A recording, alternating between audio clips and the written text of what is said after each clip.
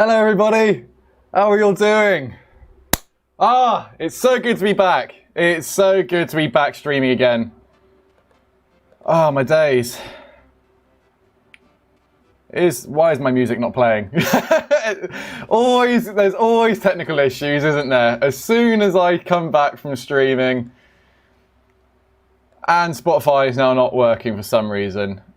And it's installing. Anyway, hello everybody, welcome to the stream. Today it is going to be really, really exciting. I finally now have my dream rig with me. It's been a long time coming, especially because a lot of this has been stuck in the UK customs for weeks on end. But it's all finally here, including my seats and the whole rig itself.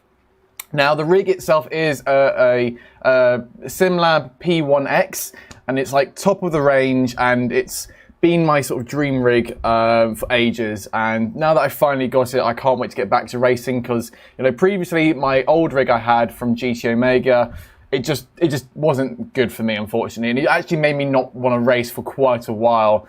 And yeah, it means I haven't been doing a lot of streaming, doing a lot of racing recently. But now, the whole idea of this stream is to literally try and build it all in one stream. I have no idea how long it's going to take because all of my friends who have had this and built it, it's taken them a good day or two. And so we're going to try to like fix that because I feel like I'm pretty competent in like building stuff, and it might be slow at the beginning, but eventually, hopefully, we get there. But yeah, right, let's see this music situation. What's going on with this at the moment? Because I've got Spotify and it just wasn't playing whatsoever. Come on. Why can't I play Spotify? I just want some music. I just want some music.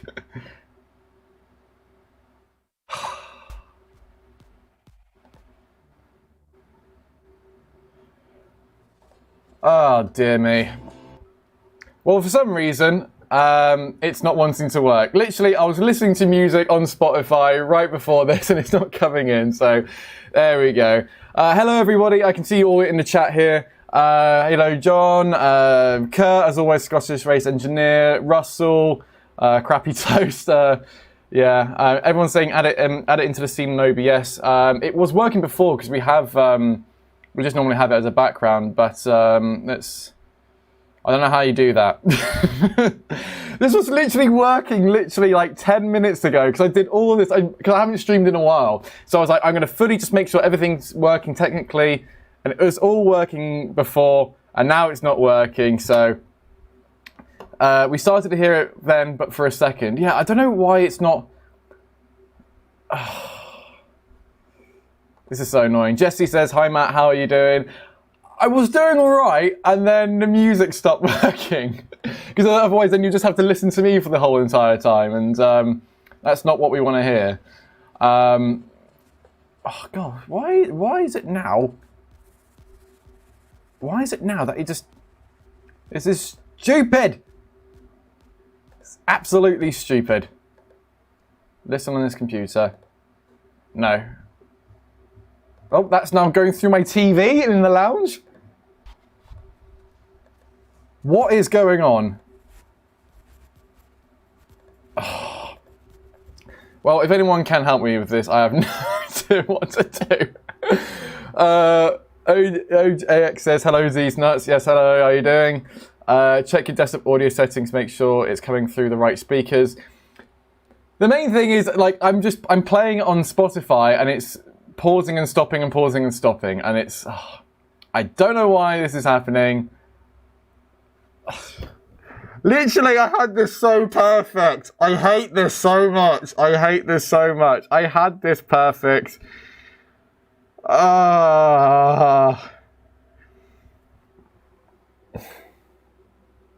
It annoys me so much because I literally had got this all up and running. Literally just me playing Spotify as normal.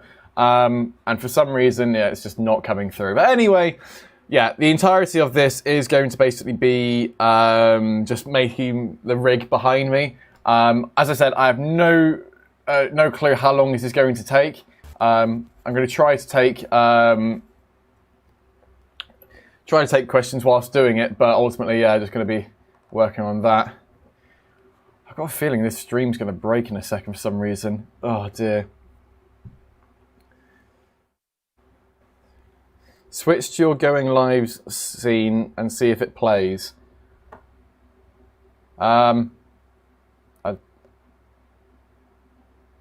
so this is the thing, right? It's not a Streamlabs issue or anything like that. It's just Spotify just not playing stream beats at all. Like it's just not playing at all. I wish I could show you, but I don't know how to do it. Oh god, this is going awful. This was going awful. This is going awful. But we're still having fun. Look at this. I've also got my lav connected to here, so I can walk around and you can still hear me. I can go over here and you can still hear me. Look at me, I'm a proper streamer now. I'm not using a normal mic, but yeah, not too sure what's going on. But this is. It'll fix itself in its own time. Try YouTube, stream beats on YouTube. Ah, good lad. You are a good lad. That is such a good idea. Right, give me a quick second to write that in. I do like stream beats. It is very, very helpful. Stream beats. Come on, Harris. Where are you at, mate?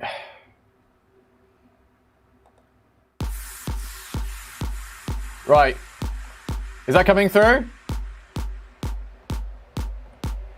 Please tell me if that's coming through or not. Come on. Is that coming through? Have we got it? Yes, come on! I'm a streamer! Why? Oh, this is such a pain in the ass. Thank you very much. Who was that? Who suggested that? Abneve, thank you very much, mate. I do appreciate it. Really do appreciate it. Right, now we can get into it. Now we've got at least some music in the background. Right, so I've got the manual here. If the music is too loud, do let me know so I can just turn it down. But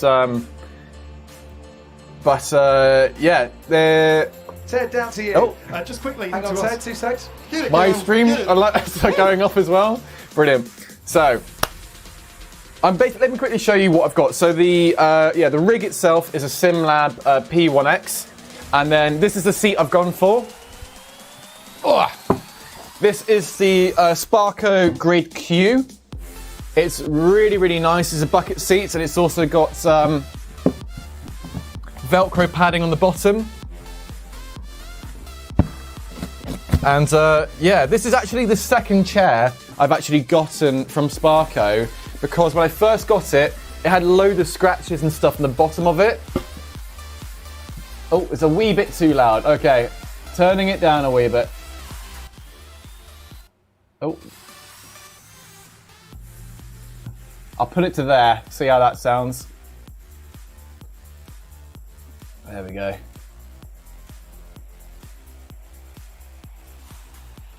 But yeah, so lovely seat. This is the it's a seat which I just wanted to have that nice form factor, because basically it's going to be sort of sat back a bit like this, because most of the time when I'm racing, a lot of the pain I get is towards the lower back, and that's just because I haven't got enough support. And so with this seat, you can properly angle it back, so then your back and your legs are supported, because naturally your legs are going to sit up here. But then if you're having to use your muscle, then you start to feel the muscle in your lower half of your leg and onto your lower back. So if you're not supported like that, then ultimately you're just going to get a bit strained, and that's kind of a little bit what I had with the GT Omega seat. So yeah, proper nice little racing bucket. It's not an actual racing one. There is even a sticker somewhere. Where is that sticker? There it is. It's even got a sticker saying not ready for racing. So I mean, I wouldn't ever like put this into a race car itself, but this is going to be one of the final pieces we're going to be putting onto the rig itself. So for the meantime, I'll stick it over here. Ugh. But the main bit is just getting the aluminium bars in place. Let me just make this a bit more in focus in the background there. There we go. So yeah, the main thing is basically getting loads of this aluminium barring and sort of pushing it all together. And that's probably where most of the time is going to come. So one thing that's really annoying is that they've actually sent me the wrong mounting mechanism for my wheel. So this is for a wheel deck. This is for a front mounting direct drive wheel, and it's something which I don't have, and it's not what I selected. And they've basically come back to me and said, well, unfortunately, if you want another one, you're gonna have to pay for it, which is very unfair. But for the meantime, I'm gonna have to install it as is, and then hopefully replace it later on, because at the moment I've only got a Fanatec CSLL Elite wheel, which is just down here. So this is my current wheelbase, and obviously that is not a direct drive wheel with this. So, so still the ongoing saga of not getting all the correct equipment is still ongoing. That one was not on me though. Well, none of this has been on me because it's effectively I've ordered it all from SimLab and also from Sparco, and it's been in customs for about a month and a half. And just waiting for like UPS or whomever to basically clear it so I can pay the import tax. And now it's eventually here, and now it's all, not all wrong, but like some of the parts are incorrect, which isn't what I ordered.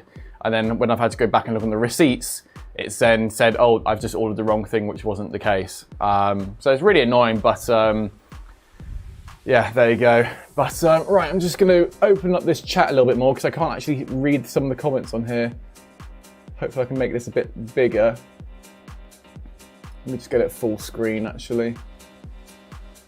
Bear with me one sec, because I want to see what you guys are writing, but I currently haven't got a proper monitor at the moment, so I'm having to use an old TV. Right, let's go on to the live chat. Top chat. There we go. Pop out. There we are. Right, let's make that chat a little bit bigger. There we go, I can see everyone now. Great, I can see everyone in the chat. F1 World says, Matt, opinion on only F1 graphics. Don't know who they are, unfortunately. Shree says, McLaren joined Extreme E. Yeah, so that's quite a big... it's quite a big announcement. I'm surprised they've joined joined Extreme E and not Formula E. I would have thought they would have gone to that one instead.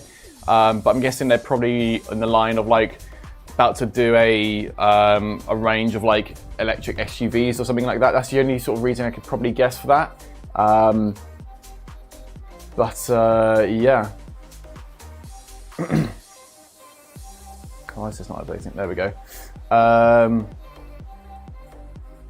SSM Parlor says the bucket seat wouldn't even fit my room. I mean, it's quite. It's.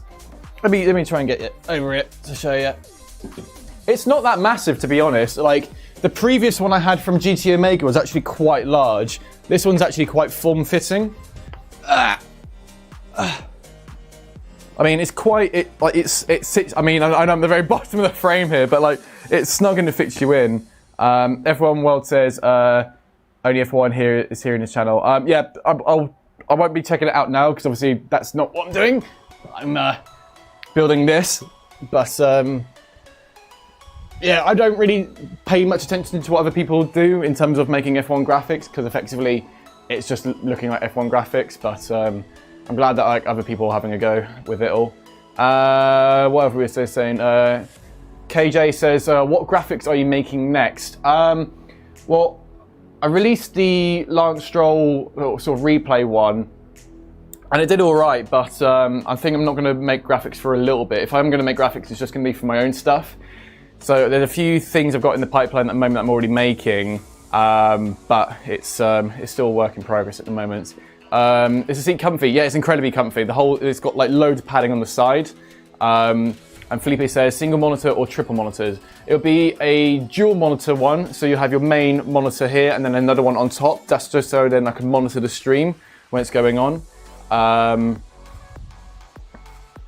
And Gable says, how much did the rig cost?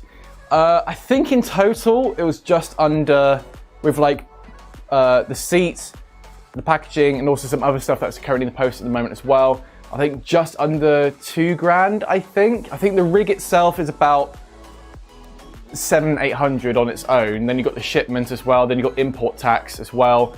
And then you've got the seats. Then you've got your monitors. You've got all the other stuff as well. So all in all, about 2,000 or so. And it's stuff which I've been saving up for like a good year or so to do. And it's not something I want to spend a lot of money on. But with something like this, once it's built, like it's one of those rigs which you don't have many issues. I don't see many people like complaining about it. It's pretty much once it's there, it's done and created. But I'll take a few more questions and then I need to start getting building because I know it's going to take a while. Abneev says, your thoughts on the F1 game for this year, Matt? It looks really, really good. I'm really excited about Breaking Point in F1 2021 of, the story mode they're sort of doing. I got kindly got invited to the producer event from Cody's to sort of check out what the game's going to be like. And the Breaking Point saga is very much going to be like a Drive to Survive-esque story mode, which I'm all about. Like, I don't particularly like playing the actual F1 part of the game. Like, I prefer playing the F2 races, and the Breaking Point one for me seems like the most one that I'm more interested in playing. OGX says, are you going to watch Euro 20? Probably not. I don't really watch that much football, but never know. Liam Talks Motorsport says, all right, mate, any advice for another F1 YouTuber? Yeah, I think the main piece of advice I'd probably say is don't become like a Wikipedia content creator. Be more of a, just see what other people are doing on the space and try and find your own sort of path into it. So you've got like Tomo, for example, who, everyone refers to him as like, Tomo Pink, who's got deep dives into particular teams and such. You've got Audas, who will look over the sort of the season as a whole. You've got Josh Revel, who would focus on specific drivers. On myself, I more specifically look on, the more technical side of like F1 broadcast and also how things in F1 are accomplished.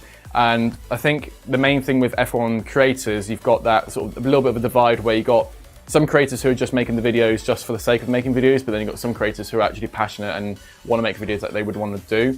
So I very much say, like, yeah, if you're wanting to make F1 videos, make videos which you would happily want to watch yourself, if that makes sense. So videos I've done of like how an F1 trophy was made or how Alex Albon's helmets gets painted. That's stuff I wanted to look on YouTube. That's stuff I searched for, couldn't find it. And then I was like, all right, well, I'll just make my own video on that. So I'd probably say the same with yourself, where don't just like sort of, if you've got an interest in like a particular race, don't just find stuff from Wikipedia and then make that into a video. I'd probably say like, properly go into depth about what a video you would want to see on YouTube, like nicely produced, and don't worry about like schedules or anything like that, but just put all your eggs in one basket in that respect. Denzel says, are you George Russell's brother? That's the one thing. Loads of people think I look a little bit like George Russell. I don't see it, but I've seen that a few times. So, but yeah, I've seen it a few times. But yeah, I don't quite get that. Abnews says, I'll take two more questions. Then I've got to crack on. Do you know how F1 graphics are updated live since you worked in the FE broadcast team? Yeah, effectively you have your sort of templates go through a really old computer system which works with the live telemetry, and then it automatically updates that via that way. Farum says he definitely is George's brother. I am not George Russell's brother. I don't look like him. I don't get why people think that. If people do think that, then I must take that as a compliment because he's incredibly handsome and I'm not. Liam Talk says, I want to go for classic content, but I'm not getting very far. It's very difficult. I would love if you subscribe on 744. You don't need subscribers. You just need to like focus on what you're passionate about.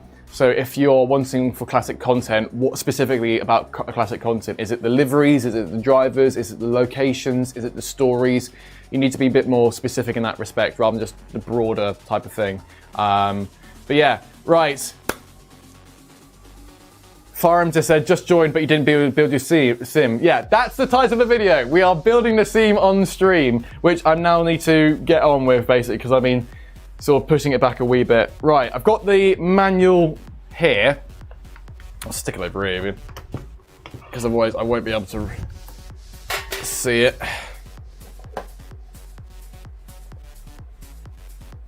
Right. B3 says, will you be doing more videos of placing modern graphics on old races? Hopefully so. I'm hoping to do another one very soon, but it's always a bit tricky. Hey, Tomo's in the house. It is here. And Tomo, guess what? They sent me the wrong parts. Yay! Oh dear. Yeah, Tomo has now got his own racing rig. I gave him my old one. So now he's got no excuse but to do some racing content himself. So if he doesn't do any racing content, then you can go badger him about it. Right, let's get building. So first of all, I think we need to build the actual base of it all. So I've kind of taken everything out of the boxes here, but now we just need to sort of stick it together. So Shabby says, who'd win in the race, Tomo or Matt? Clearly me. Clearly me. I do the go-karting content. I've done the sim racing content. Tomo, you can just present. No, I'm kidding, I'm kidding. I would love to see that. Maybe next, well, there might be something happening next week with me and Tomo karting, so I guess we'll find out that then. We'll see if he's a dirty driver or not. Right, I'm going to move this stuff across and then stick this stuff basically together. So this is all my monitor stuff. Oh God, it's so heavy. Jesus. So like, I'll show you what the aluminium barring looks like. So this effectively, if I just get the focus on you. So this is effectively what all the box section of the rig is going to be built up of. So you can basically slide in all these little bits here, down these little sections here. But then when you got loads of them together, it's bloody heavy. I believe we're in focus there. Nice. Tomo says he got his own helmet for fuck's sake. There's nothing wrong with having your own helmet. Like, there's nothing wrong with having your own helmet. I dig this. It's good. Right. NXY says Tomo was the GOAT in the Veloce karting video. No, he got handed that to him by Hayden. For some reason, Hayden let him pass, and then Tomo got the win that way. So I'm saying I want a rematch on that one, because when I watched that, I was very upset. He got handed the win. Right. This is going to take a while. So I just need to figure out which bits I'm doing first. Ugh.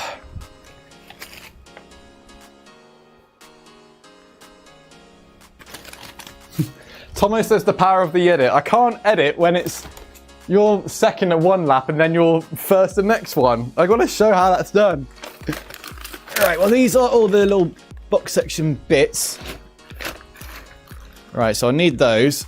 Ugh.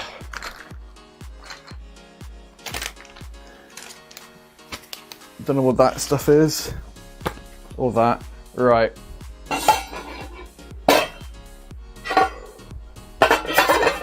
Ow. Oh. Right. So these bits here are going lengthways. And then, right, let's get up the instructions real quick. So, okay, so I need the angled bits here.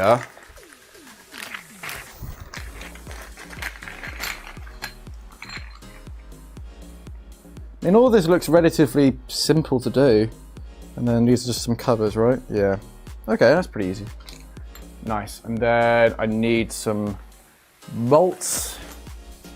Where are the bolts?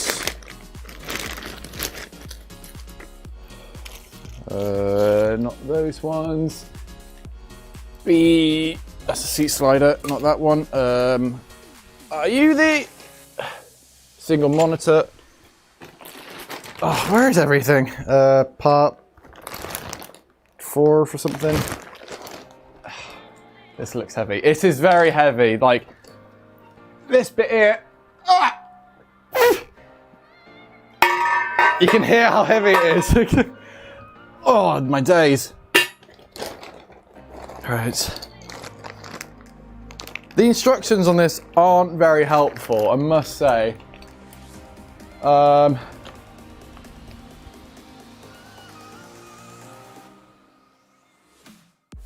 This could take a while. Yeah, absolutely. They're also in B7 and B14, but I don't know where all that stuff is. The instructions on this is not helpful whatsoever.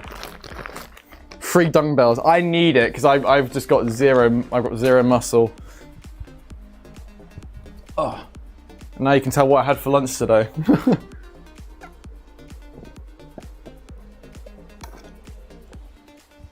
Right.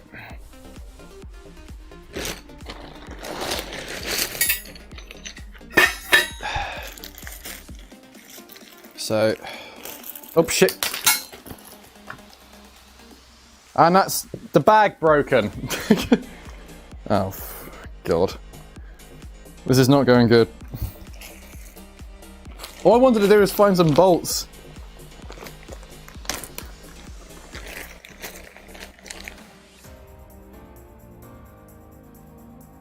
Ugh, none of this is labelled well whatsoever. I've just realised as well, you probably can't even see what I'm doing, which is not the point of any of this. Because maybe the laptop's in the way. Yeah, there we go, a bit better.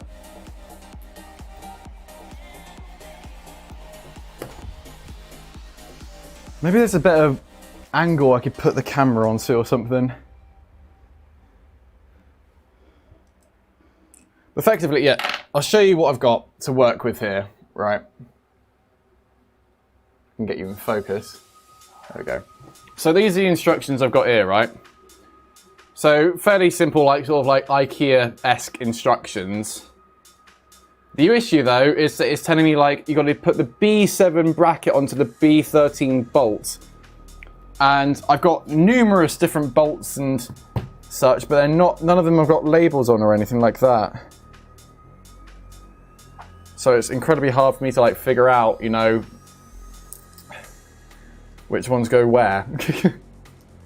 Right, let's try and work this one out a bit more. Oh.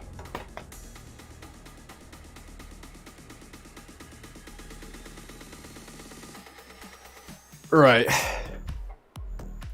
So I need B7 and B13.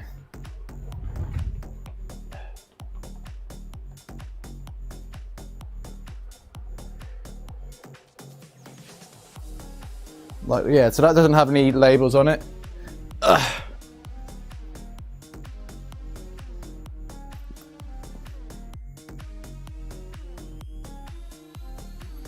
None of these are... I hate this so much now.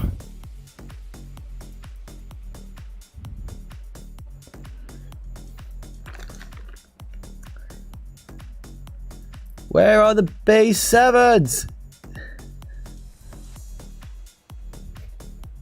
B7, B13, B7, B13. Where are the B7s?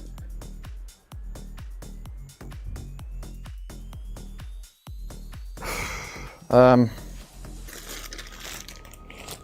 you the B7s?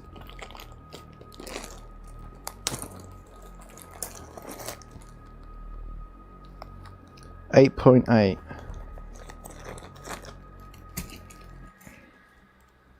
Will these fit together?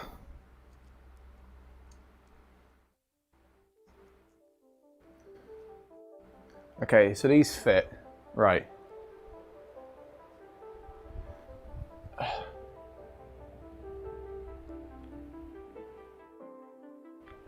Okay, I think these are the B7s and B37s that way.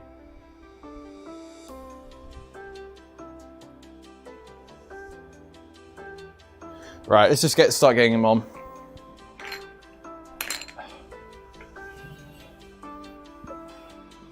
I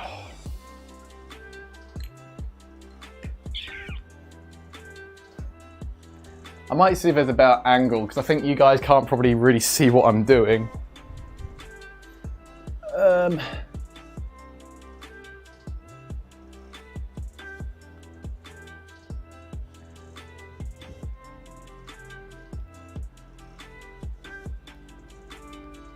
we go. Should have just done that from the start. There we go. Hopefully now you guys can actually see everything. A little bit easier. Right.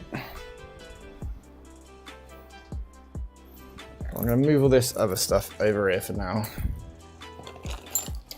Because I know that's not the right ones.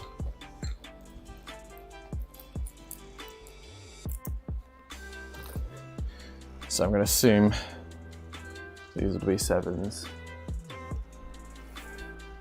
So then we've got the... Okay, so these slot into these.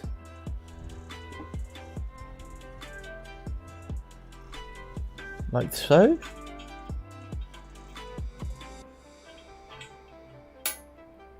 Ah! Ah! We did something!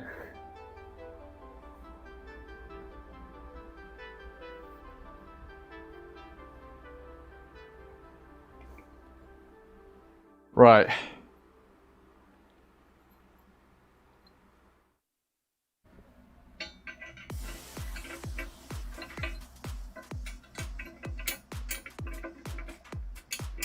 Ah, where's my Ted, down to you. Just quickly, hang on, Ted, 2 secs. You sound husky and beautiful. Oh, thank you very much, Forza. Bolts come by size. The size is not marked on them. Go to the parts in the back of the instructions and it shows the size of them and measure them. Aha!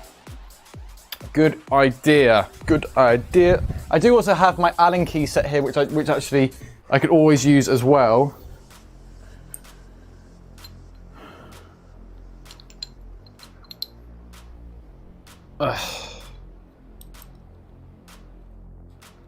There we go. That's the one I need.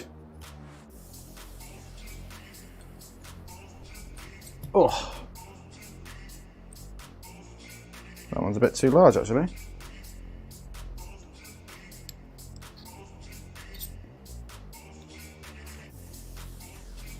Oh. Come on.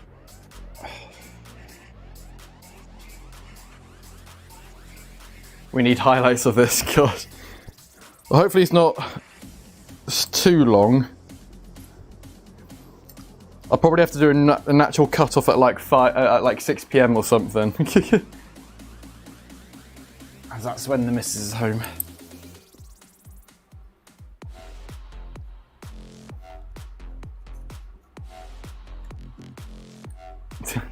Not 1% done.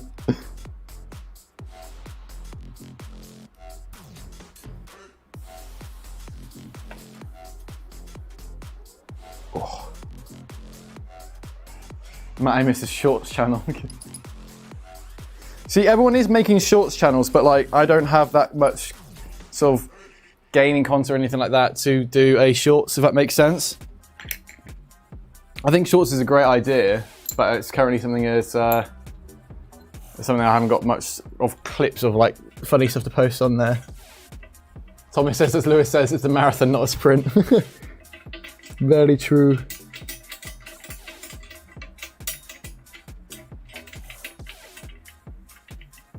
Okay, there we go. Nice. Got the first bit on.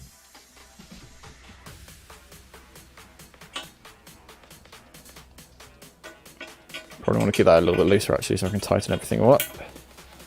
That'd be a good idea, Matt. We're in it. Cool. Right. All right, let's get onto it.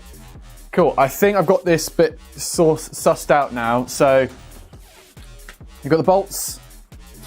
So effectively, you've got your angle bits here.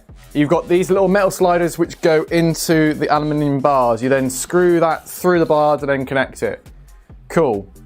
That all makes sense. Oh, does it?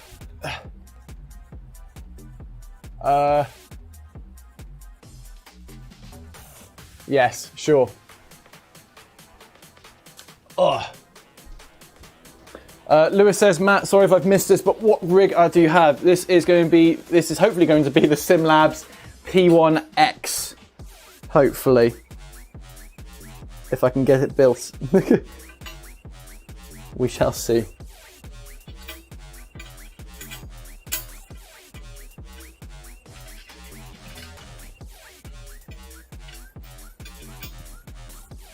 We shall see.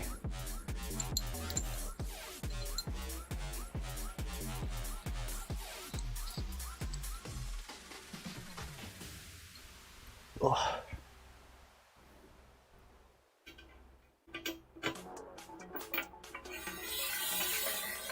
There we go. Right.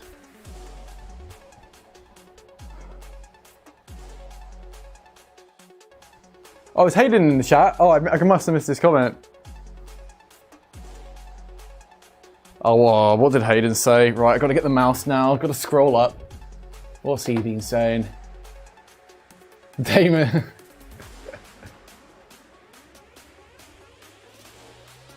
Hello, Matt. Can we put you on The Office in the big screen? If you want to, yeah, sure. Mr. Verify going global. Yeah, if you want to, mate. I mean, this is all you're going to see of me, literally just doing this, so.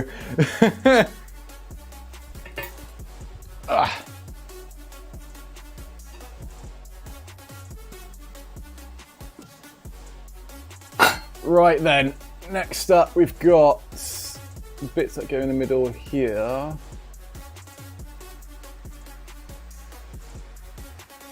This must be the smaller bits. Right, so these must be the smaller bits going across here.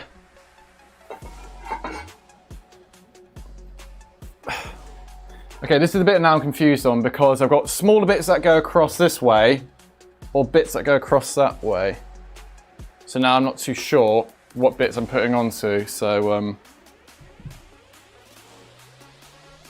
oh, which bits are where? These instructions are awful.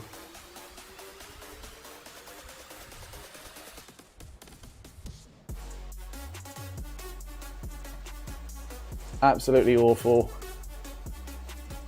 I'm liking these stream beats though, from Haritella. Ted, down to you. Oh. Just quickly, hang on, Ted, 2 secs. Netflix are a real bunch of cunts, aren't they? Thanks, Steve. Personally, I prefer a table clamp and a wheel setup. Oh, yeah. Well, mate, this is all your fault, Steve. This is all your fault. You're the one who told me to get one, so now I've got one, and now I don't know how to bloody put it all together. Because basically I've got this aluminium bar going across here, but I've got this extra longer bit going across here. So now I don't know if it goes across that bit there, or if it goes on top there. So, and I don't want to like fully commit, and then it's all gone to rubbish, so.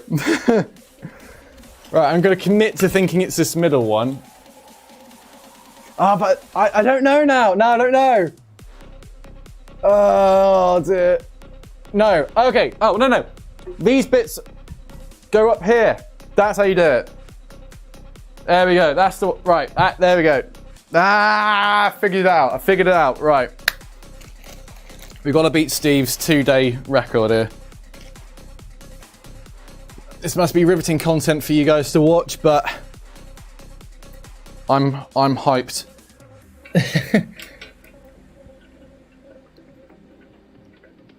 Just got to make sure I get it right first time, otherwise I will be a laughing stock.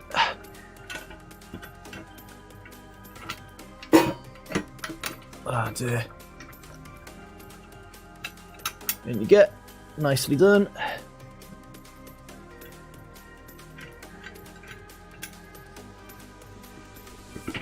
In you go. There we are. Nice. Whew. I think Gamer Muscle did it in 9 hours. Oh no. Is that actually Matt's helmet in the background? So this is my one here. This one here is my helmet, which to be fair, I haven't actually worn in quite a while. Which I still need to get painted as well. The only thing I do like is got the green visor. But then the helmet over there is a replica Stoffel Van Dorn helmet from his first time out in Formula E, which was given to me as a present when I actually came to leave Formula E. So that's a replica of Stoffel Van Dorn's helmet. You can't actually wear it when racing, but it's a nice little momentum they gave me when I left the championship because I did quite a lot of content for them. So I think it's the least they could do. But yeah, very, very nice of them to do that. Right, so let's tighten these little bits up. Oh dear.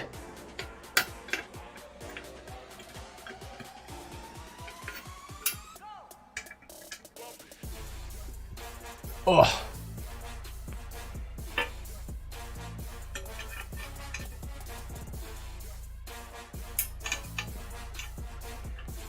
Come on. There we go. Right. We've got an L bracket. We've got an L. We got it. Oxo says, where do F1 YouTubers get their information from? Just from research, really. So like, here's a good example. So in here, I've got a old magazine from the Australian Go-Karting Federation. Down to you. Oh, Just quickly, Hang on, to Ted, us. 2 secs. We said husky and beautiful. thanks, Elo Gaming, for the £5. I met you at the Veloci office for the Extreme E race, and I'm Dan Bailey's girlfriend, Jess's brother. Nice to meet you, mate. Yeah, that was a great day, that one. And I think you went on the sim, I think, if I'm not mistaken. But yeah, it was lovely to meet you, man. But yeah, so like, when I was researching the history of go-karting, this is something I brought, which is from December 1960, which is from the Australian Go-Karting magazine. And it's stuff like that where you just got to do like your proper research rather than just getting it off the webpage.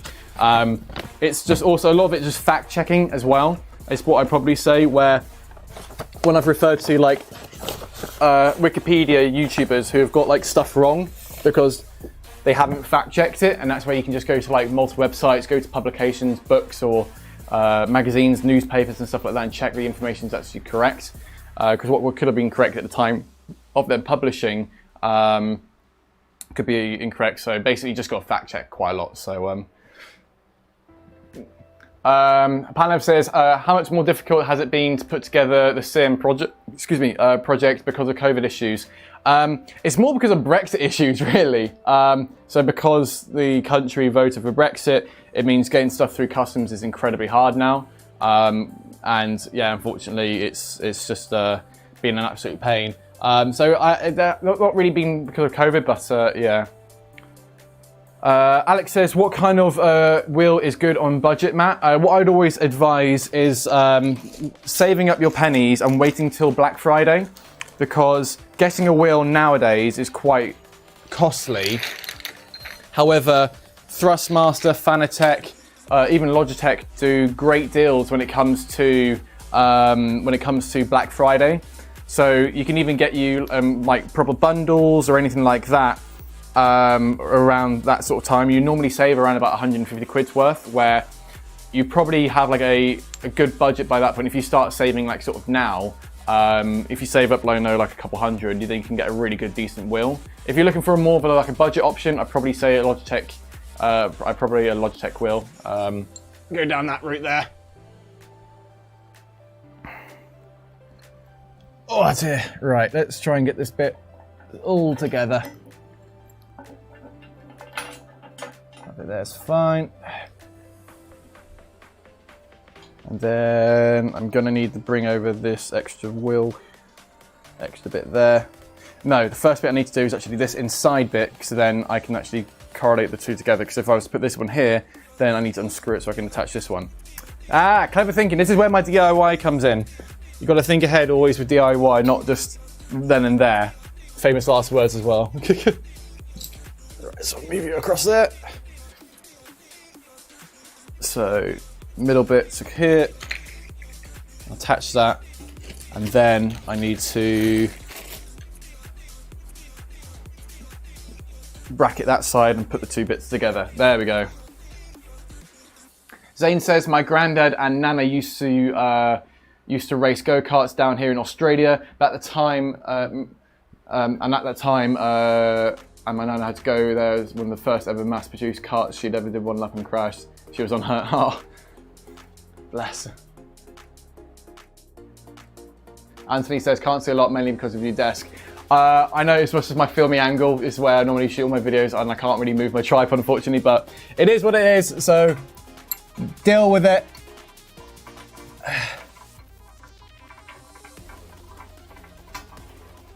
I mean, also, like, a lot of this isn't just for, this is not a tutorial on how to build a sim rig. It's very much like a long-ass Q&A, I'll probably say. Whilst I struggle to build this. Ugh. This music is funky, isn't it? Ugh.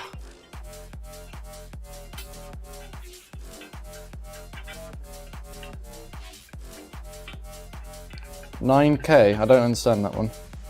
Oof.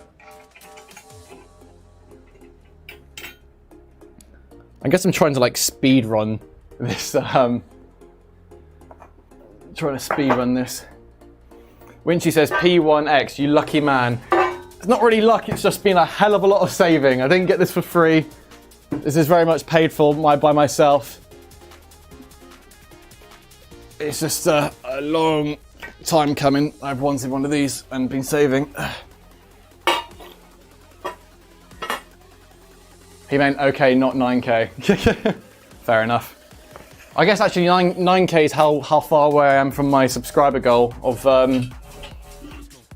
50,000 by the end of the year. Oh, that's just come out. Not good.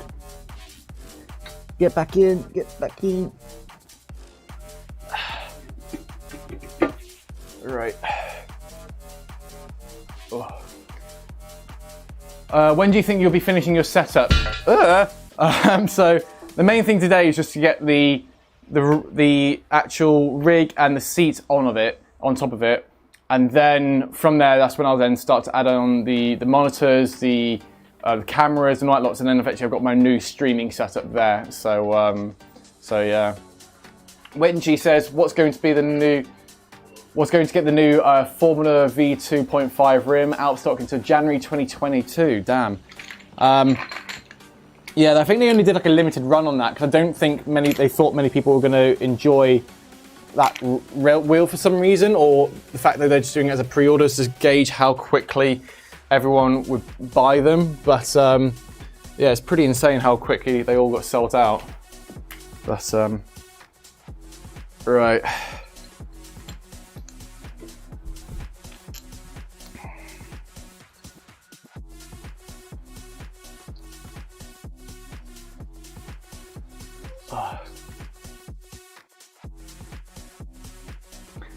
Pano says, mate, I'm genuinely curious, how would the logistics be if you needed to shift to a new flat, for example? Effectively, you just take it apart, really, like I'm sort of doing here. You wouldn't need to take everything apart, but like you could take off this base bit here and then just carry that as one unit, because if you can get it into a flat, then you can take it out. But it's the same sort of process, you know, of like, if you were to like move house and you need to move your sofa, like, it's almost sort of the same as that respect, really.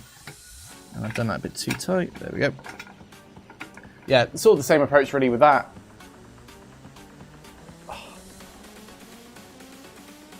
Have you been affected by the... nope, don't know what that is. Right. Right, this next bit's going to be a bit tricky. It's just a bit longer than the rest of them. No, it's not.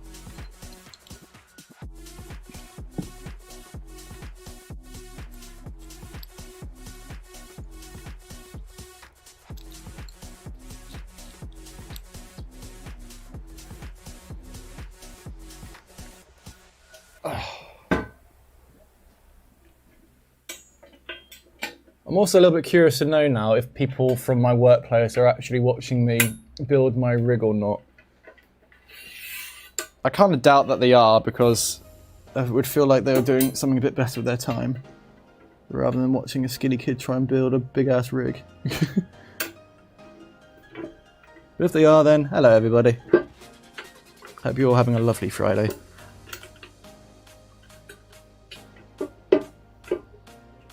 They all want to watch me suffer.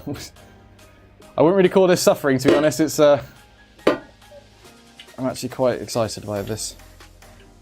Also because it's my first day off in quite a long time. Ugh.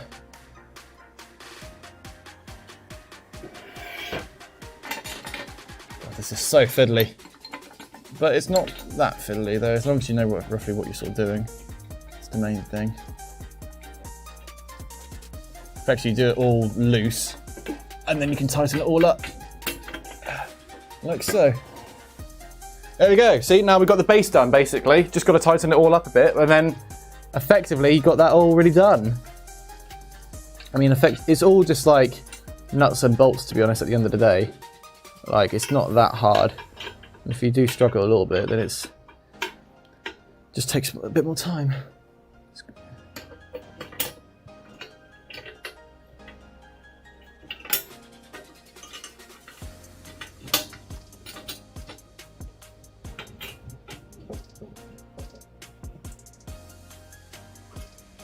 Like these M bits here, I know that will never need to change in terms of its shape, so I know I can tighten them up.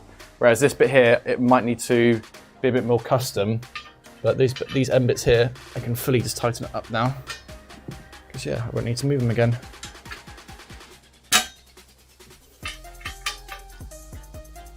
Oh. Thank everybody who is joining the stream at the moment and has already donated. Really does mean a lot. I haven't streamed in quite a while, but I'm very happy to be saying like, yeah, I'm going to be doing it again more so because I've now got this. So, Illusion says, is this going to be a VR rig? Not to begin with, it certainly can be, but it's for now it's just very much like a normal, just normal racing rig, to be honest. I mean, there's no reason why it can't be a VR rig, but it's not going to be a motion sim rig or anything like that. It's more just so that it's sturdy. So when I'm racing, nothing's shaking. It feels structurally sound. But there's no reason why you can't improve on it. And this is the thing, like with this sort of rig, you have the option that if you want to, you could put motors on the bottom. You can have it vibrate and such. It's brilliant.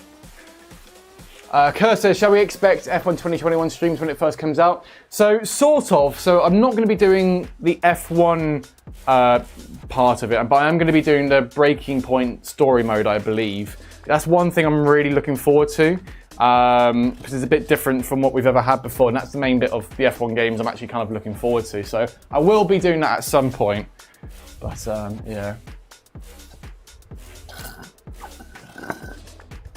Right, on to the next bits. Oh, my laptop's about to die. Ugh.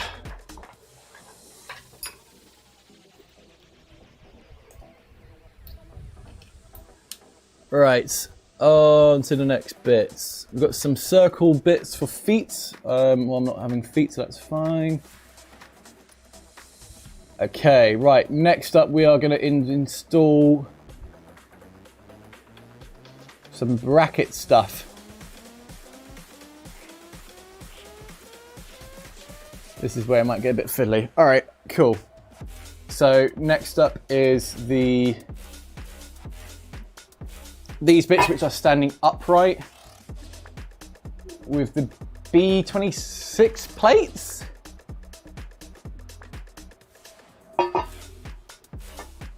Not too sure where they are. Ow! I think these might be them.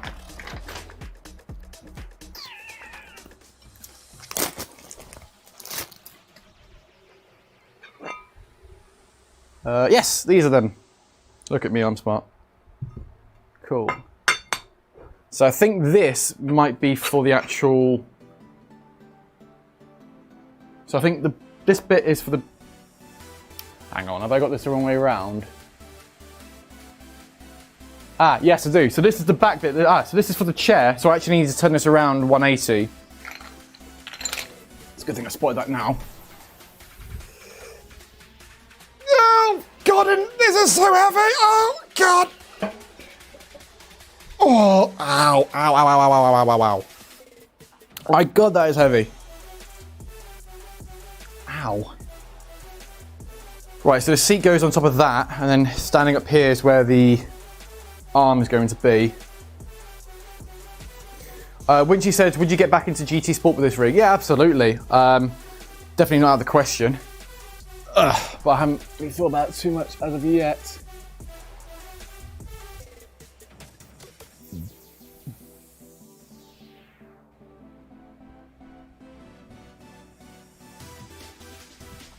Right, so I need some actual other angle bits first.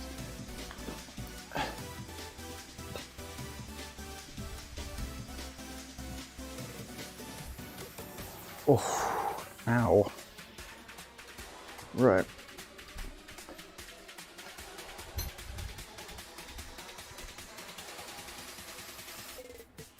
Three, two, one, go.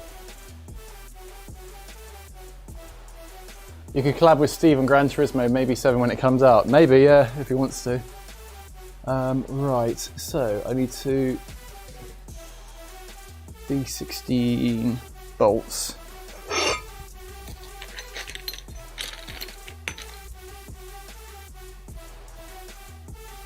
B13, so I need small Allen key ones, which are, oh, I saw them earlier. Where are they? They're here. Cool. So these, cool, so this goes into that. Right. Oh, good question. Would you change your intro to your actual rig and wheel? I think I might actually. That is something I hadn't thought about, but that is something which I think I should probably do. Good question.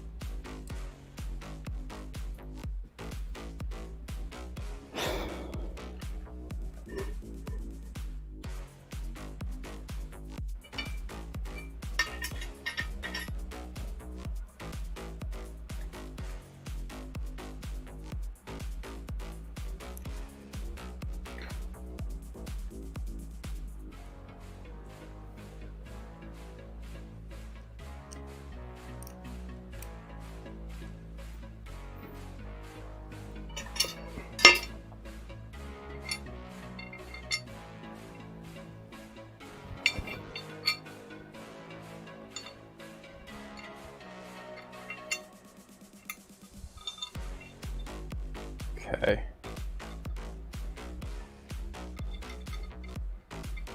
So a lot of this is just quite finicky, but like once it's set up, then it's pretty much then easy to adjust from there.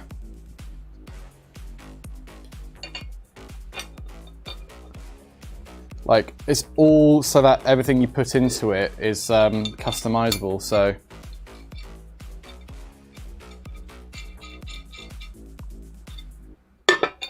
effectively what I'm doing at the moment, if I just come into the camera to show you real quick. So what I'm currently doing at the moment is screwing these bolts into these little widgets here, like so. And as you can see, it's got a little ball joint. So once it's connected in, it then means it can slide up and down the whole rig the whole entire time. And so that's what effectively I'm having to do with all of this. But it's going to take a while, which is why it's very much like I'll just do it all on camera. Shogun says how much more? Probably like another 4 hours, probably 5, I would say. If I was to harness a guess.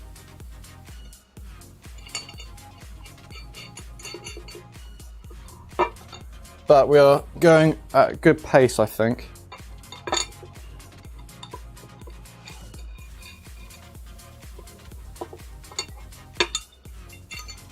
So now that can slide on.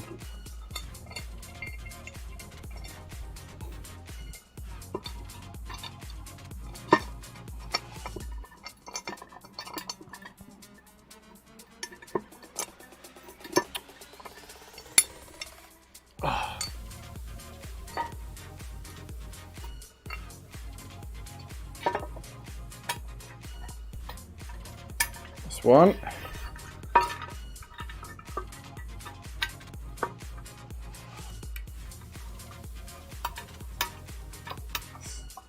Two. There we go. Ta-da! Smashed it. All right, let's do that again on the other side now. Panav says, thoughts on Baku? Whilst I answer that, I am going to quickly get another bit of water. So hopefully you can still hear me whilst I go get some water. Thoughts on Baku? Well, effectively, I think Pirelli, I've got some explaining to do.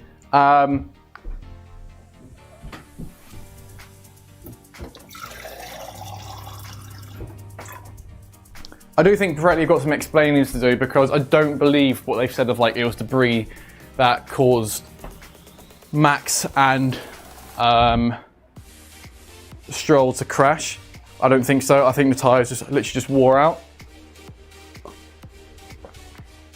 I'm surprised that they upped the PSI, adding the amount of air pressure within the tyres. If anything, they need to do it the other way so it'd actually have less. It would have less pressure on the tyres. So I think coming into Baku, they asked for the teams to go up one more extra PSI. And I believe that was the reason why the tyres blew. Because I just don't think that had been properly, like, for some reason they were like, let's go to an extra, I think originally it's 19 PSI and they asked the teams to go up to 21 PSI, I think it was. And because of that, yeah, that's why we saw all of this happen. And yeah, I don't think that's what, I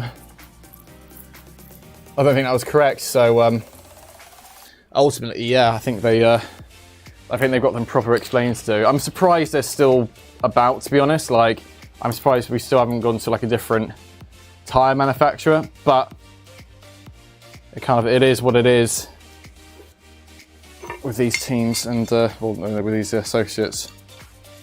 But yeah, no, I thought the race though itself was pretty good actually. I think the race restart is where we saw drivers who potentially like lost a bit at the beginning kind of refined their pace a little bit.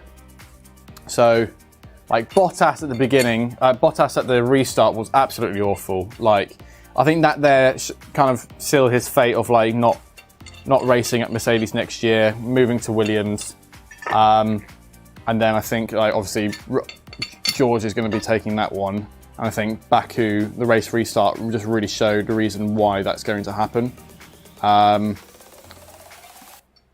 Hamilton's made a mistake. I think it's very fair. I wouldn't say it's really, I don't think too much of the blame is on him because it was just a mechanical fault of like the button not working. However, it can be argued, well, he's in control of the steering wheel, so that's his own kind of fault. And it's like, well, okay, we'll have you. Because I think Hamilton would have pipped Perez at the race restart if his brakes had been working correctly. And then I think Hamilton would have easily won that. But because he didn't and went off, we then got, lovely Vettel P2. And then Gasly yet again on the podium. The guy who seems to doesn't seem to be getting any luck with Red Bull is getting all the success at Alpha. Not Alpha, Alpha Tauri even. But yeah.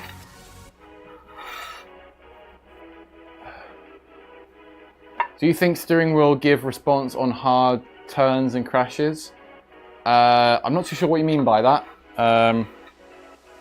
Honestly,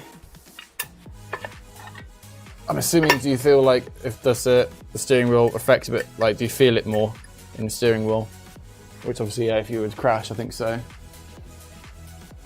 About George, do you know why he had to go into the pits in that lap? No radio was shown from Russell. Yeah, his engine cut out. It's clear of that really. They had that issue in qualifying, I believe at the end of qualifying. But yeah, it was just as simple as like his engine just wasn't working. I believe that was the reason.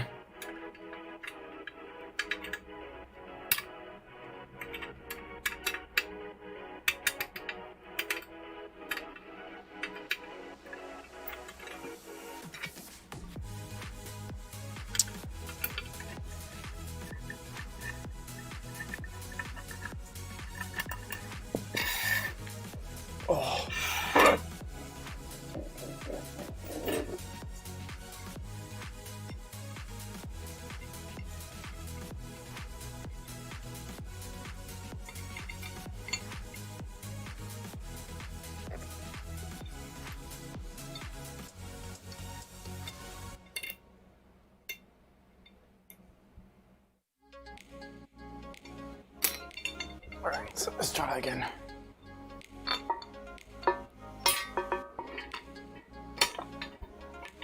At least the metal is nice and cool. It's quite warm today.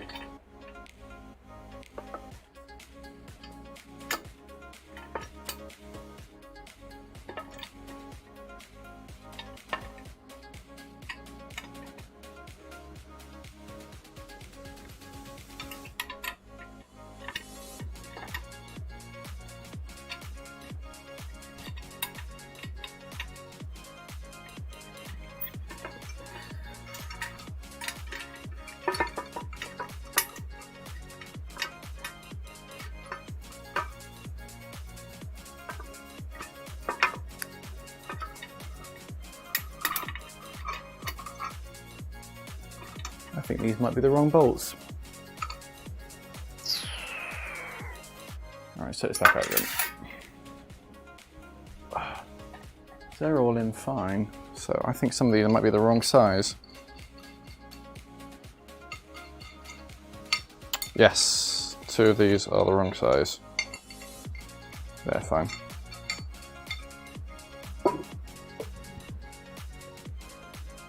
There they are.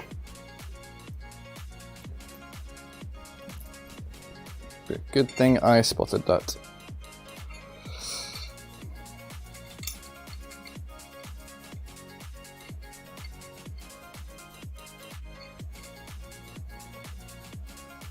To be fair, I'm not doing that badly with this actually. I feel like most of it is just a little bit of problem solving and then just getting on with it. A lot of it is just like having just to screw it in effectively. So I feel like I'm actually making some decent progress. It just takes a while, to be honest. There we go. Right.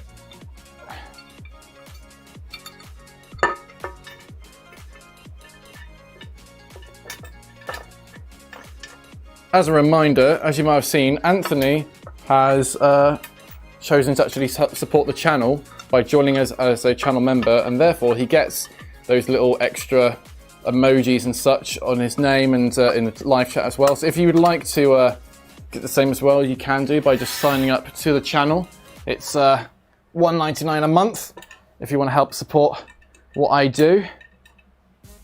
But obviously, you don't have to whatsoever.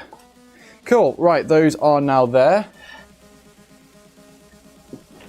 And now we can screw them in. Right, let's get them in then. Oof. Ah, these might actually be the longer bolts needed. There we go.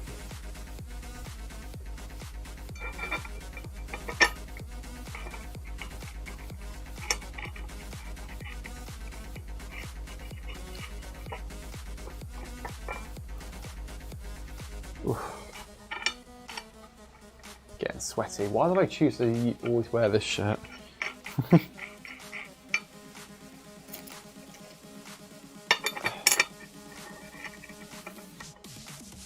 Hello, Jabrit. How are you doing, sir? Or miss? Or however you identify. Welcome.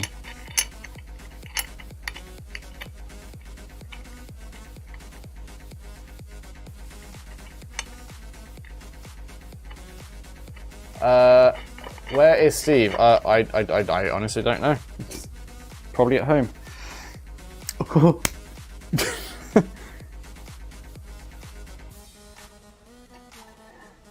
bring that down to the bottom and let's tighten that up. Allen key.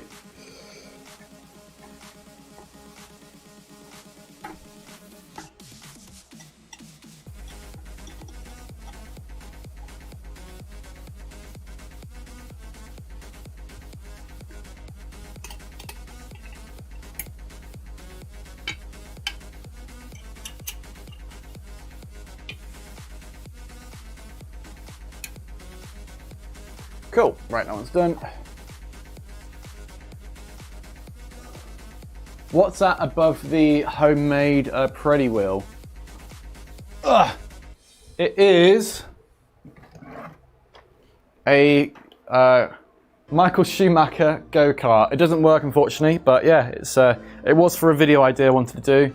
And then that video idea didn't work, so then I've now just got that as a nice little memento, just a little go-kart of Michael Schumacher. At the top there.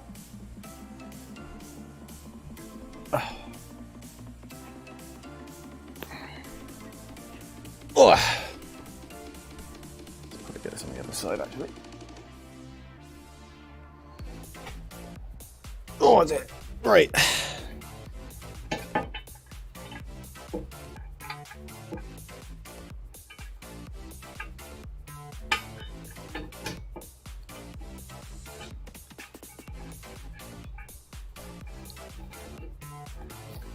Ooh, almost hit my head. Okay, this bit's a bit finicky now. Get in, you dick.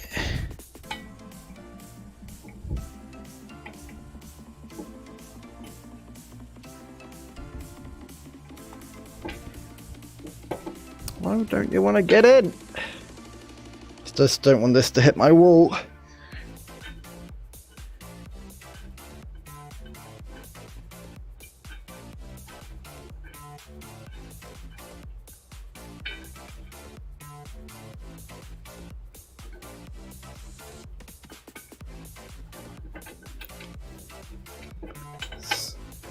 There we go. Yay.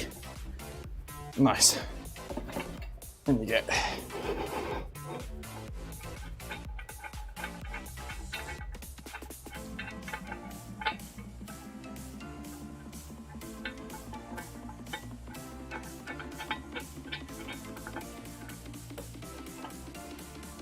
And in you get. Hey, there we go. Look at that! Oh! Yay! We've now got a bit of a stand.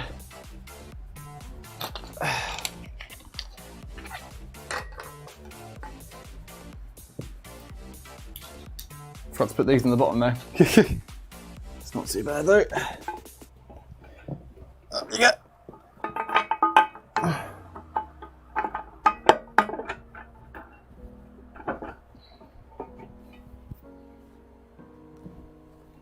Whew. I am getting warm.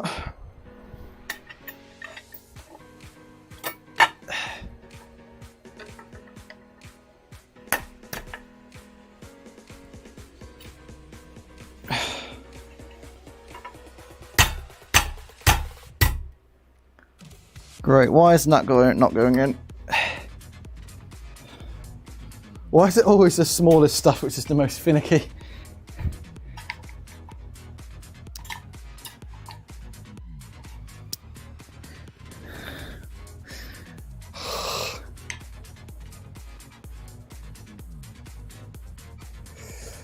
Is that a custom Matteo skateboard? It is. This was done by Massimo Dante, who did the helmet painting video with Alex Arbon, and he sent me that as a lovely momentum after the video went out. It was really generous of him actually to do that. So yeah, he sent that across after the video went out as a thank you, and I thought that was really cool of him to do that. Right, I'm gonna get my hammer, I think. What's my tree's name? It doesn't have one, unfortunately. It's not a real tree.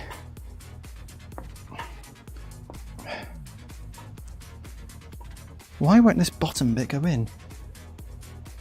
Ah.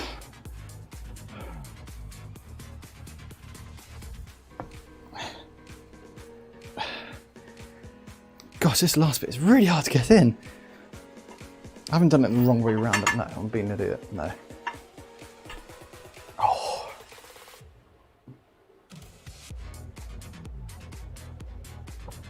When will I paint my go-karting helmet? When will I paint my go-karting helmet? When I get back to go-karting, really. I don't feel there's much point in getting it painted when I'm not even out on track. Why is the chat like that? Is it green screen? I've done it like that because I like leaving the lamp in. I find that quite nice. So I thought it'd be quite nice just to have that there. Oh, can you just get in already?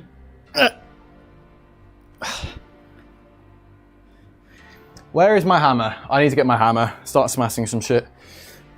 Is it in my toolbox? Actually, you know what? I could just use the end of this.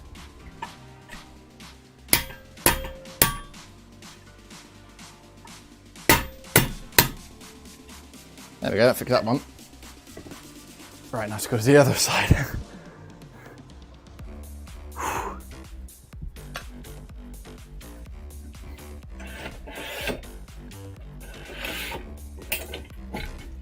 Right. Let's smash you in.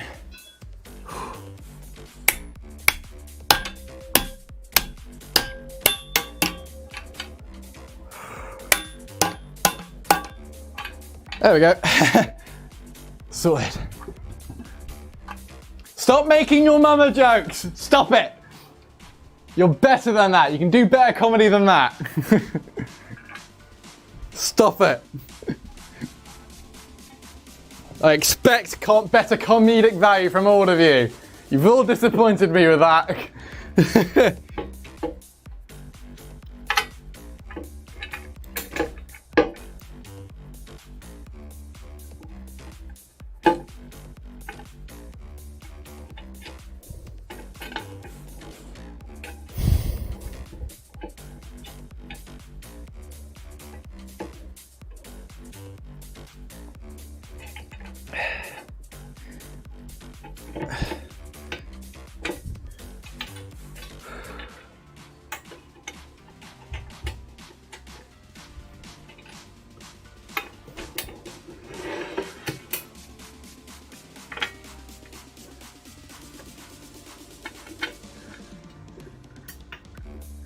Come on, get in.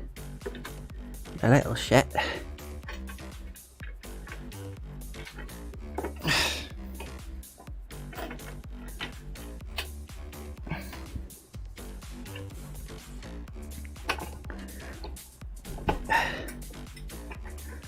This one's just been a little bit finicky just because it's a bit heavy and having to push it in at an awkward angle.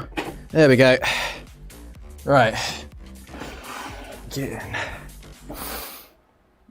You're next.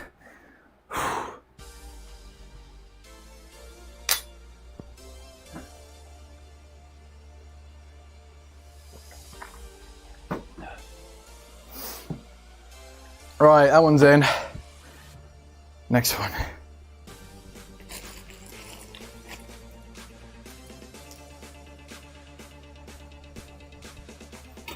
Oh.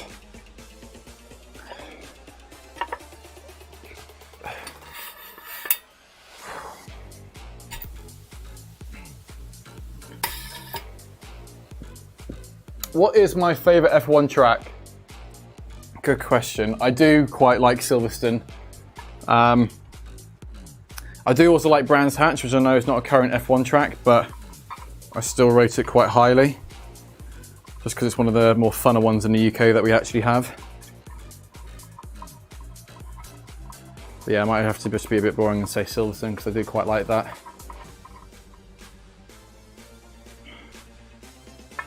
How about yourselves, guys? What's your favourite F1 tracks? And why? Rather than saying like a particular race, of like, oh, I like this one because of this race at this time sort of thing, I think like, why don't you let me know what your favourite track is and what specifically about the track that you find enjoyable? Like, what would be your favourite F1 track to drive? I think that's a good question. Because rather than it's less about like what's happened before, like what if you had any option to drive any F1 track, like which one would you want to go on to?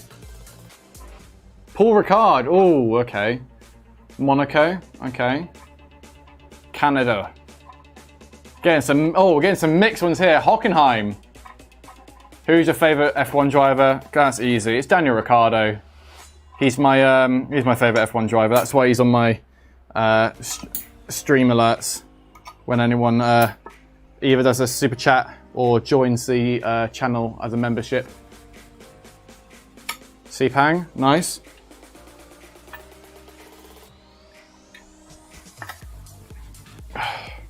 Yas Marina, home race. Ah. Canada, second one for Canada so far. Canada's currently leading it.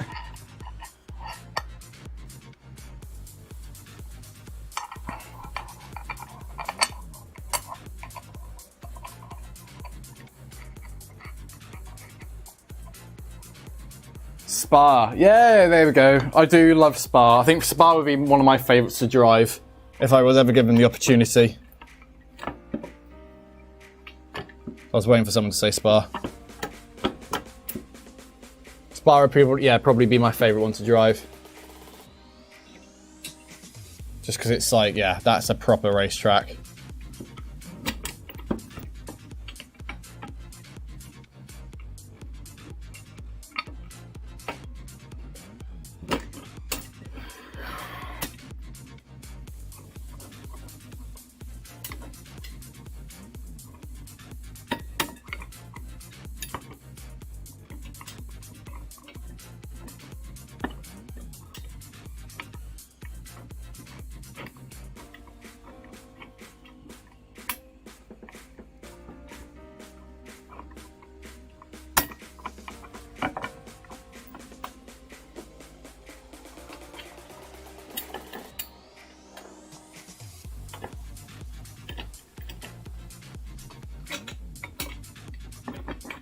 There we go.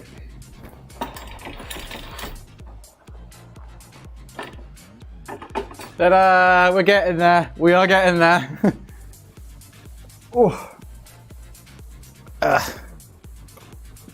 Right, next on the instructions.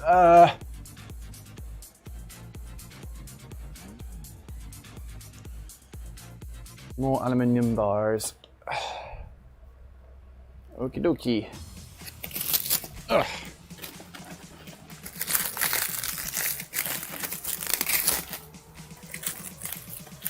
So the bit we're next doing is this back bit here on the actual seat. Looks like a boat.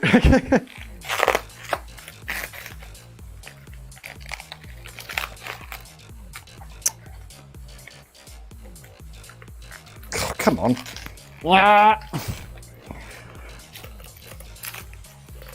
I'm getting defeated by plastic wrapping. Come on. There we go. Almost cut myself open there. Damn. Ah.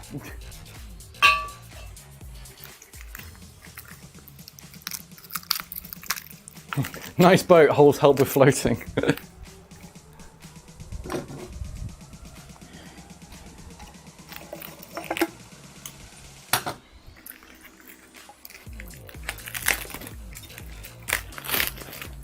Which track do I hate the most? Easy.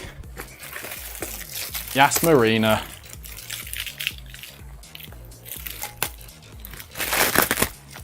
Because this is the thing, it's between that and Paul Ricard, which people don't like the most. Yeah, it's either between Paul Ricard and Yas Marina, but when I was playing F2, racing in F2 cars at Paul Ricard was actually pretty decent in my opinion. But is it Yas Marina? Yeah, Yas Marina for me is like, although it's fun to drive, they've got so many different options there to make it a more excitable track, whereas Paul Ricard, I feel like you've got some proper moves if you're in a slower car. But yeah, Paul Ricard is okay to drive, as Winchy says, but not to race. But I'm not saying Paul Ricard is good, I'm just saying I would rate that higher above like Yas Marina, for example. Oxa says, hey Matt, the super sticker and super chat options are not available in my country. Why is that? I don't know what country you're in, and that's probably going to be more of a YouTube thing than me, unfortunately. But yeah, I wouldn't know that, unfortunately, of why. Okay, next up is this bit here. Oh, right, so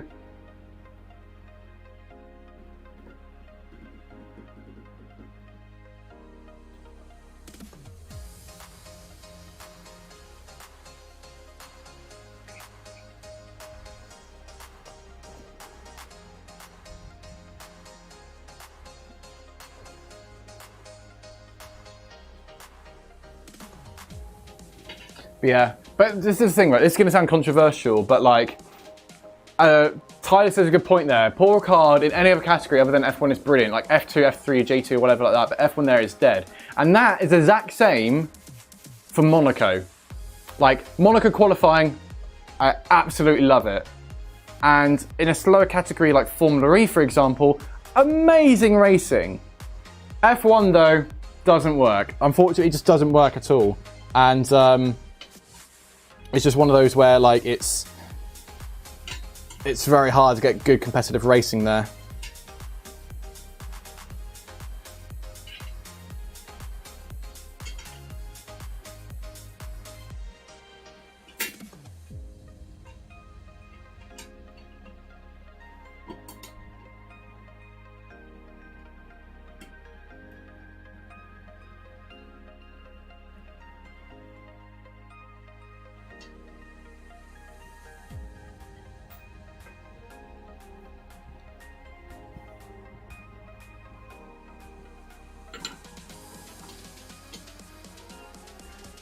Someone says, what is your favourite track? I am Thanos says, what is your favourite track? It's between Brands Hatch, Spa, and Silverstone. I probably rank it, I'll probably go Spa, Brands, and then Silverstone, I'd probably say.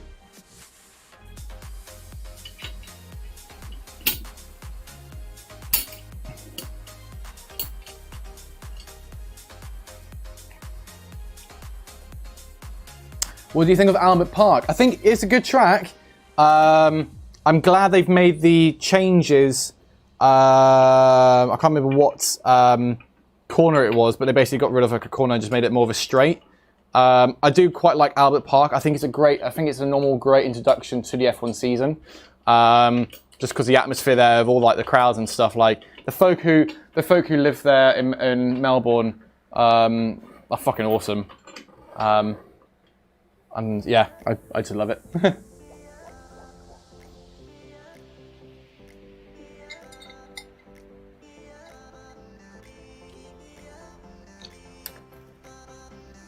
When are you going to be an F1 driver? As soon as you send through the check to sponsor me. That's where I'm just waiting on that, buddy. Honestly. As soon as the checks come through, then I can finally kick out Mazepin and start my F1 career.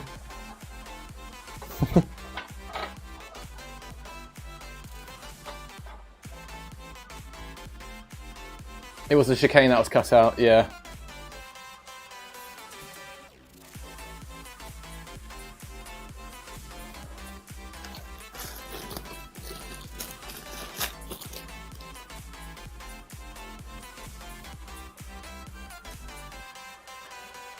Matt Amos, Formula E owner. Felipe asked me something about the car, which I can't talk too much about at the moment. Secrets.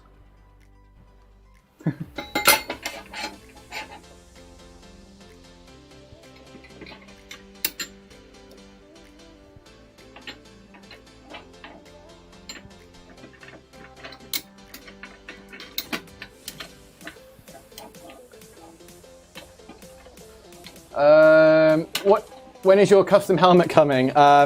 Basically, when I get back to racing. Effectively, there's been loads of stuff in the works I've been trying to do, but because of COVID, loads of like my video stuff had to be cancelled. But effectively, once I've done a bit more track time, and then basically, next year I might want to do Club 100. Which, if I was to do it in that case, then I might do it then. But at the moment, there's currently no need to buy one unless I want it for that. So, does that sim have a drink button? Oh, that would be a choice thing, wouldn't it? Have a massive like, I don't know, like game fuel thing there and press a button for it. That's a good shout, actually. Is Istanbul Park good? It's okay, I guess. Oh. Oh, dear me.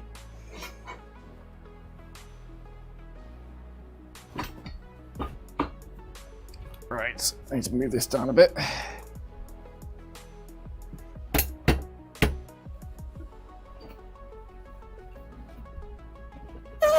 Oh God, this is heavy.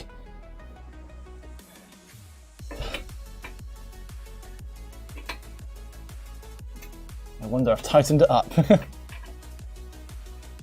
we go.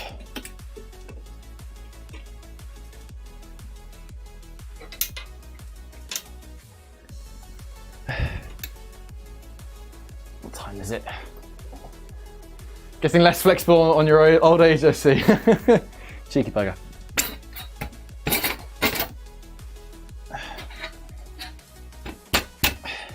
Well, you're getting less flexible by just watching me at home.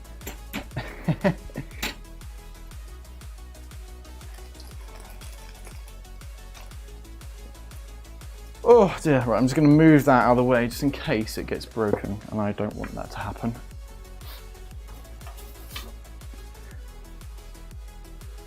I am loving the ambience of music here. See, this is why I was really very much like, I need to get some music on, otherwise when I'm not talking, it's just going to be really, really boring. So, oh. Is the black finish scratching a lot? Nope, not at all. Not whatsoever. The quality of this is incredible. And like with my previous rigs, like when I've made videos about them, like I just didn't really want to do it with this one. Basically because I just wanted to just like have fun sort of doing it. And that's what I'm doing now. I'm just having fun building it rather than having to worry about camera shots or angles or anything like that. Like, I mean, hell, the camera is all the way over there and I'm trying to build something over here and it's not really that visually pleasing to look at, but this is all part of the fun really, of just like having fun sort of putting it all together. And also because I haven't streamed in so long as well. That was another big factor.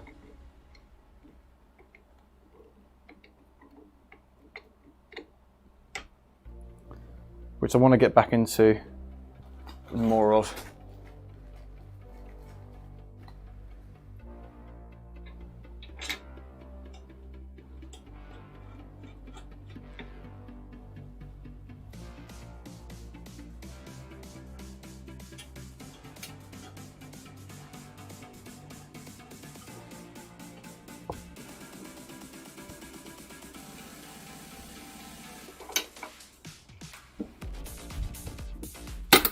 There we go.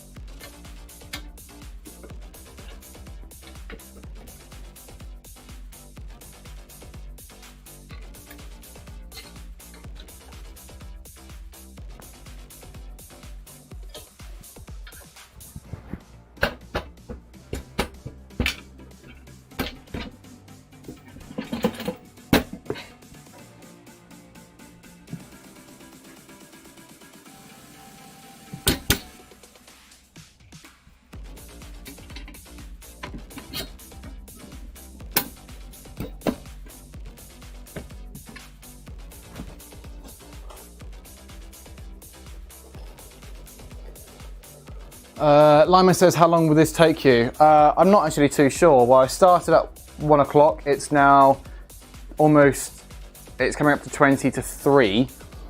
So I'm not actually too sure, to be honest with you. I decided just to turn on the live stream, give it a go, and then see how far we get.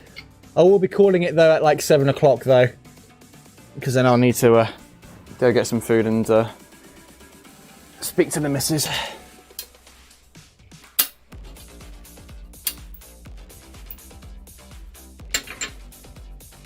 Who knows, maybe I have to do a part 2 tomorrow or something.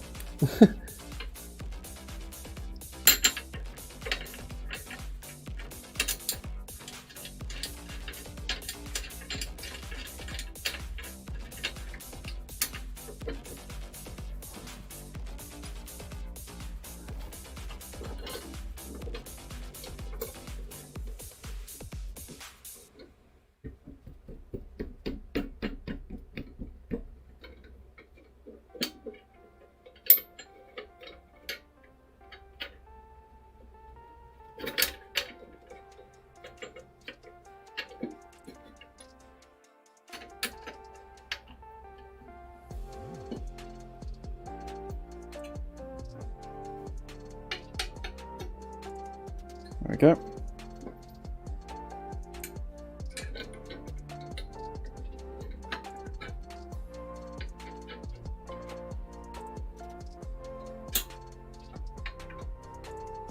Come on.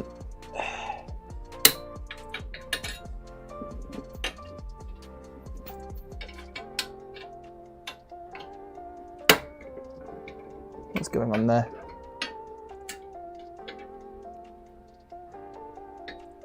Cool, there we go.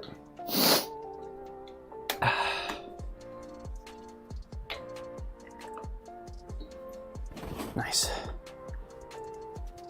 How are you finding live streaming again? Do you miss it or enjoy the break? The break was definitely needed. But yeah, I did miss it though, because it's just like it was like a nice regular thing I was doing. Yeah, it's very nice to sort of slowly make my way back into doing it, as it were, because I didn't know for ages if I wanted to do it on Twitch, or if I wanted to stick here on YouTube, or if I should just make a separate channel with all of that stuff in it. So I didn't quite know which one to really sort of go down, but I thought just get on with it really. And here I am. How much did the rig cost? Well, this about £800, and that's not including the you know, the shipping, import tax, and all that stuff, which I can't fully remember off the top of my head, to be honest. But basically, all in all together, plus like the potential monitors and like other stuff I'm guessing, is around £2,000, and that was the equivalent of me saving up for about a year and a half to get that. And yeah, obviously I didn't get this for free. This is something I just brought off my own back. Something I've been working up towards for quite a while. And so yeah, now I can finally put it all together.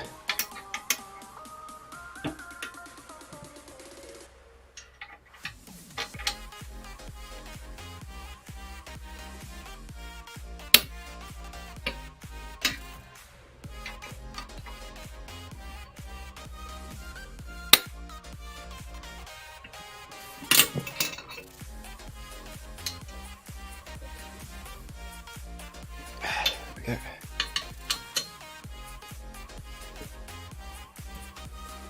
Sweet, right, now we've got the back section done.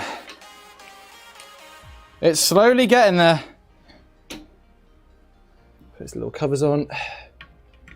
Tighten up these bottom bits as well. Ugh.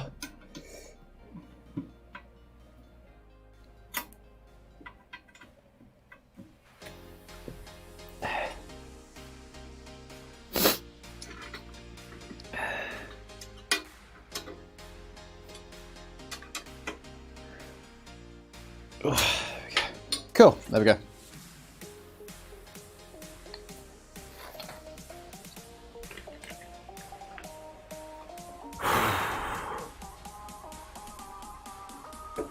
It's getting there. Hello, Hughie Gaming. What monitors are you getting? I might be getting either some Sony or BenQ ones. I'm not too sure as of yet.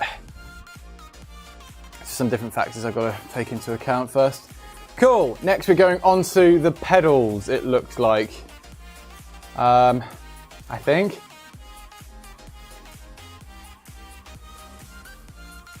it's the pedals anyway. Yes, it is, right. Oh.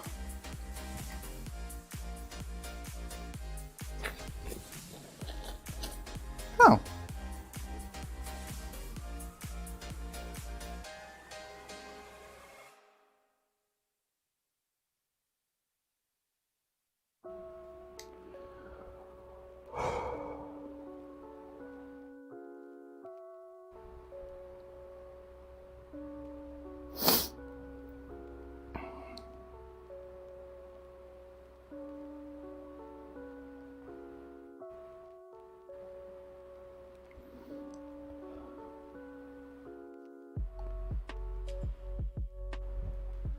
Right. What I love is that I didn't want it to come with feet, but they have included feet. because I'm just happy with it being on the floor, to be honest. So now I'm not too sure really what to do. I think, is this definitely the feet? I don't think it actually is. No, it's not. This is from something else. Right, I'm just going to leave that off for now. What gloves do I use? I use field gloves, so F33L. Those are the ones I use. Right, on to...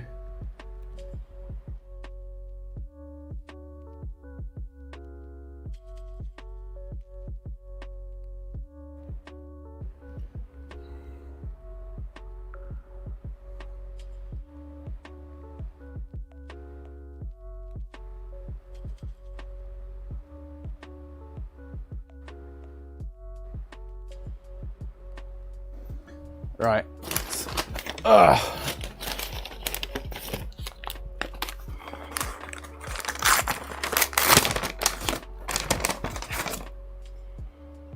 Don't know what you are.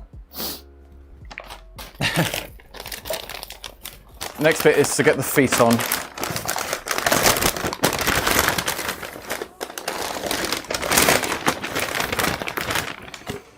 That's a mouse pad, that's not what I'm needing.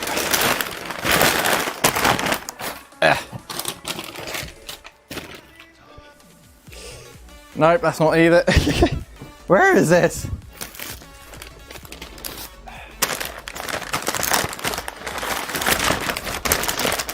So much paper.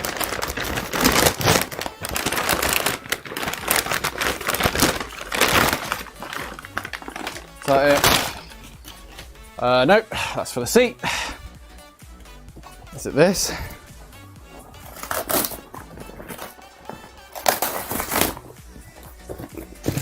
Nope, that's for the seat slider. God's sake, I'm just looking for the legs to fit at the bottom.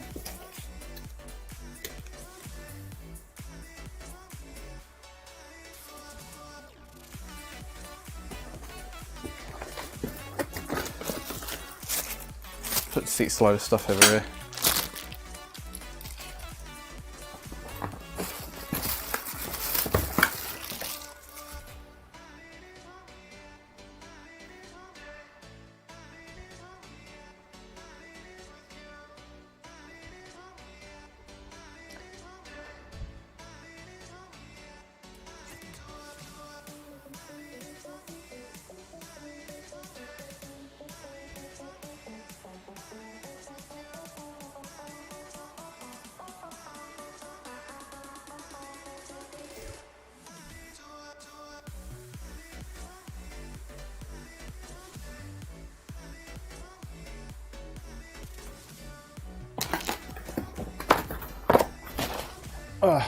Where is this seat slider stuff? Not seat slider stuff, the pedals. Oh. Yeah, sorry about that. It's bloody work trying to talk to me on my day off. Right.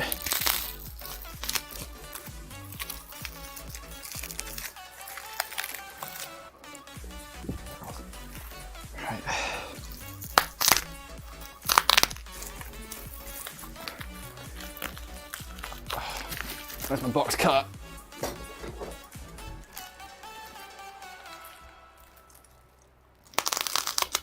Yeah, sorry, I don't mean to text on stream, it's just my work trying to contact me on my day off with some big decision making, and it's like not the best time really.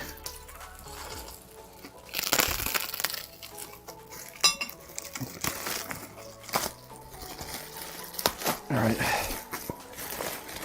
Right, more aluminium bars. Where? More aluminium bars. There they are. We finally found them. So much bubble wrap stuff here. My days. Right. So this will be what holds up the pedals. Oh. Ow. Let's get these open.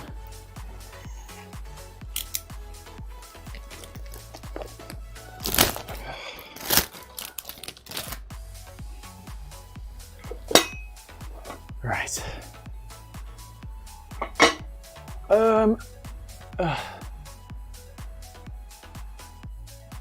B7, B65s.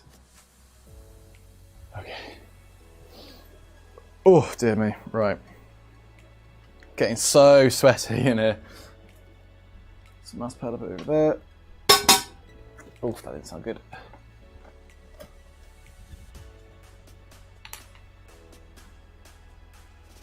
Will it still be this? When she says, "Is it still the?" Will it still be the CSL Elite? It will be for the time being. It's just so then I hopefully can upgrade to like a direct drive wheel if needs be. So,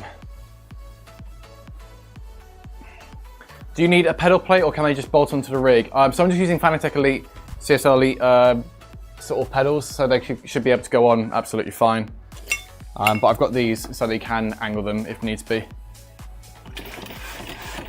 Just gonna move these down.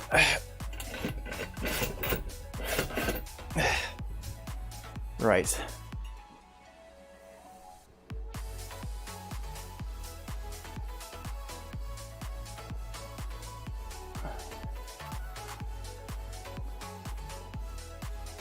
The classic says, I don't know why I'm watching 24p stream, but must be network issues. Yeah, for me it's absolutely fine, man, on my end. So.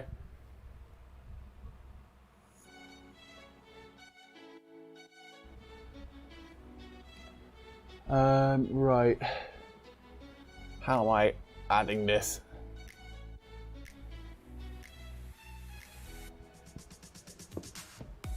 Oh.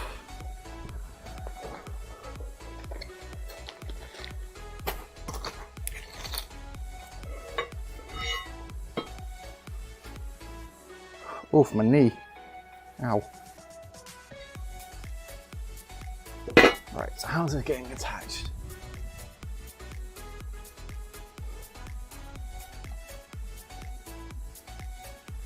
Okay, so that goes on the inside.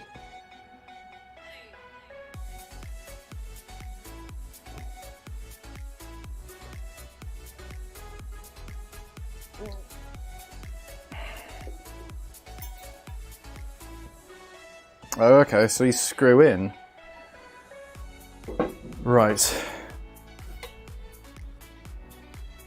I was going to say 1080p everywhere because I'm only streaming in 30 frames a second.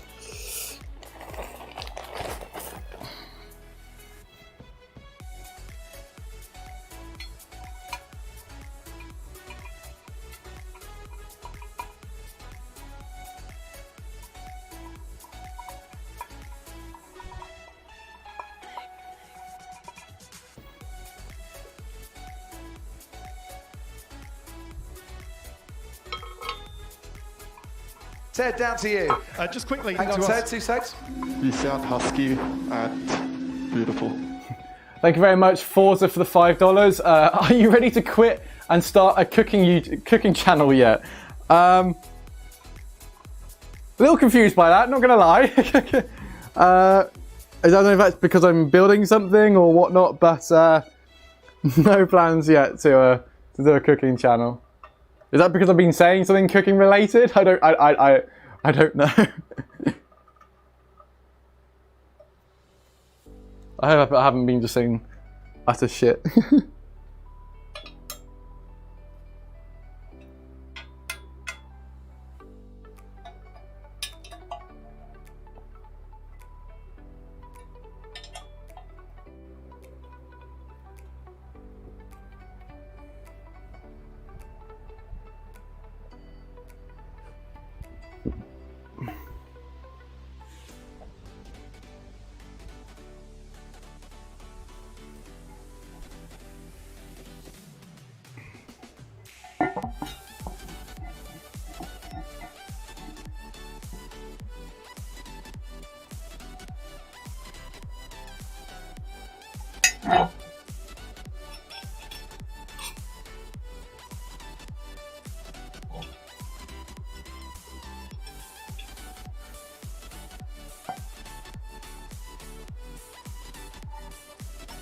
The classic, you might have your settings on automatic. That might be the reason why.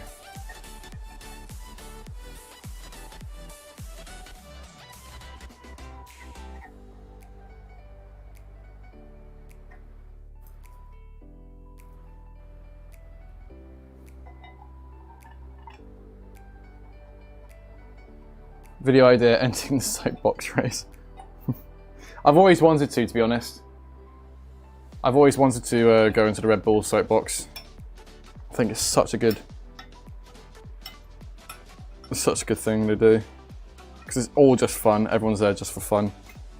You don't have any keynotes there or anything like that, it's just proper fun racing.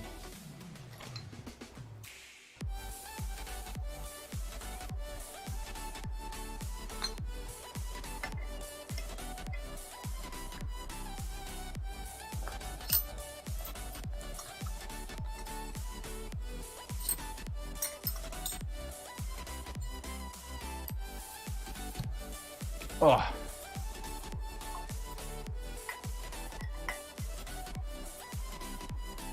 Classic says, will you play F1 2021? I have said it a few times. Yes, I will be playing F1 2021. Right, so that's that one done. Right, now I want to... Is that right? That doesn't look right, actually. I've done it wrong. Oh, have I done it wrong? I don't understand how I've done that bit wrong. Wait.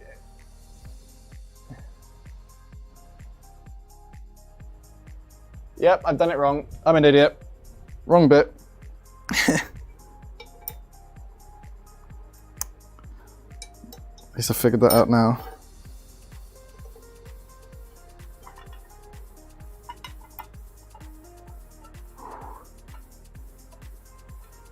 Scott says, I'm going to build my sim rig out of wood soon. I recently got my G29. Awesome.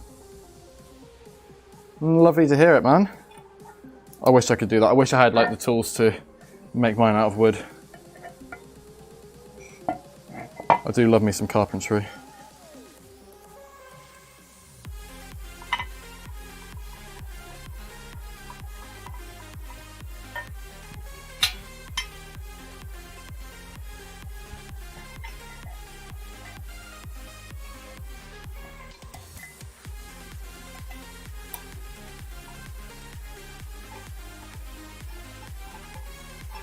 Ted, down to you.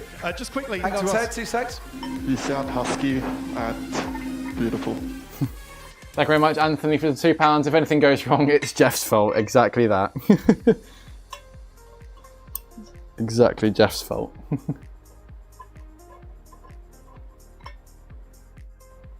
Yeah, no, Skull, absolutely, yeah. Like, and this is something, for example, which I've had to save up for quite a while. So should be all fine. Felipe says, all this guys wants to show up in Jimmy's Rig's roast videos. I'd be surprised if this does end up on Jimmy's roasting one, because it's quite a decent rig. It's not like it's bad or anything. It's proper top of the line, I would say. Right, that's one side done. Now on to the other side.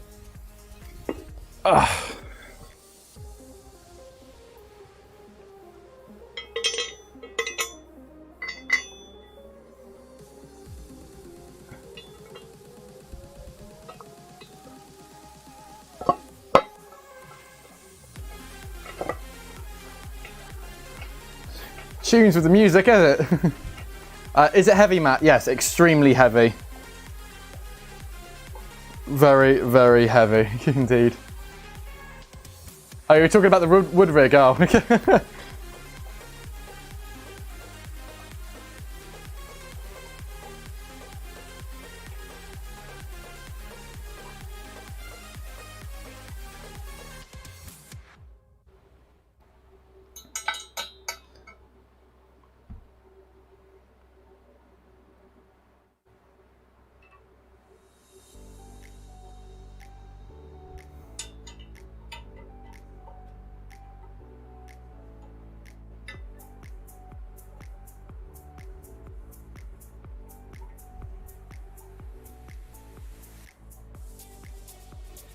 It's been 2 hours. Oh, days. Oh, my days. Oof. I'd probably say we're about a third of the way there. Honestly. Like, I think we've done good so far. We've got putting on the pedal plate now. Next will be the top half of this, and then effectively it would be then the seat, and then we're almost pretty much there, to be honest. Obviously, there's other bits to put on, like the pedals and the wheel and whatnot. But the wheel I won't be able to put on because they sent out the wrong bit. However, we can still put on like the stuff like the pedals and whatnot. 2 hours, 2%.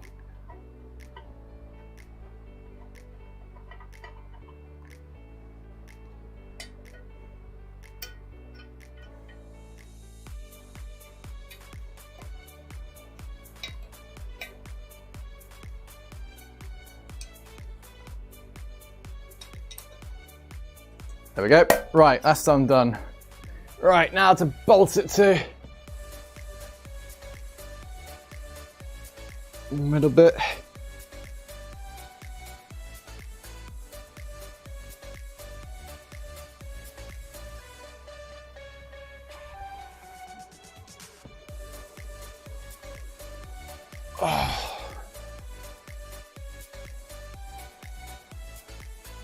God, these instructions are awful.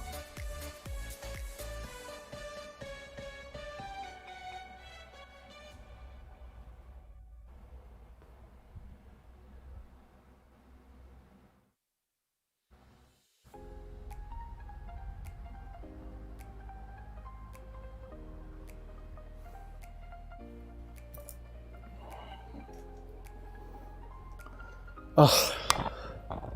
I've just noticed on this one here, there's a little bit of damage or some scratches and stuff. And the way I can do that is basically by taking this off and flipping it upside down so I don't ever see it. So I think I might have to do that because I think my OCD would just go kick off otherwise. So it's annoying, but it's just because there's some very light scratches on it. Which is annoying, but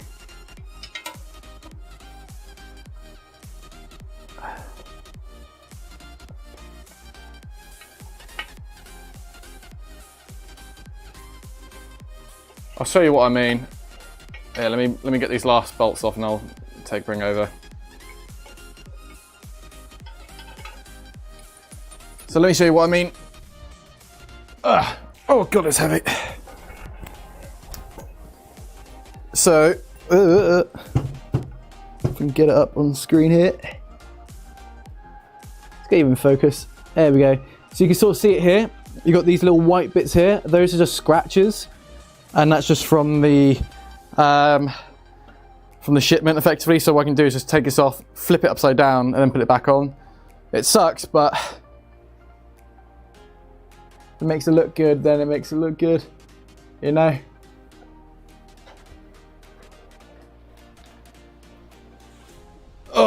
It is what it is. Can't get too angry at it. It's a big shipment.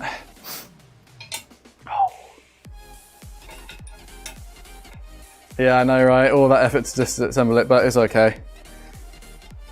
I could just be a bit quicker with it, to be honest. Won't take too long.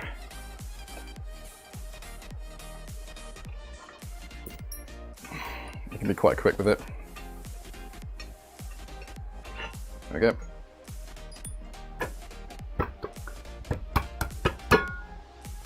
See, nice and quick.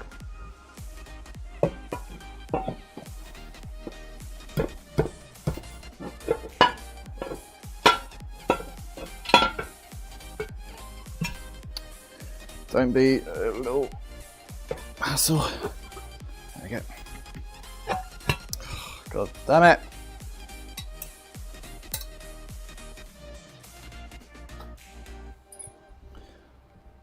There it is.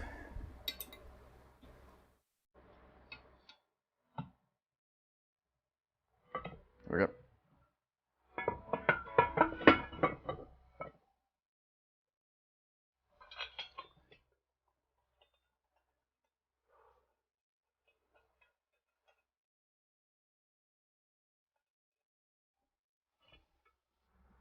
Come on.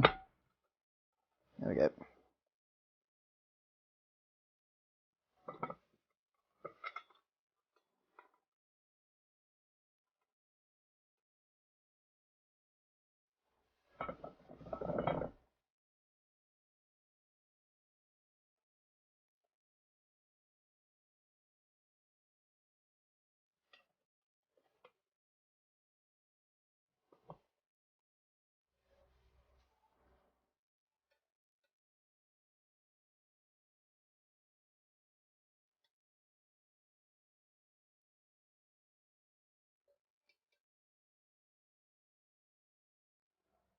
Oh, my legs.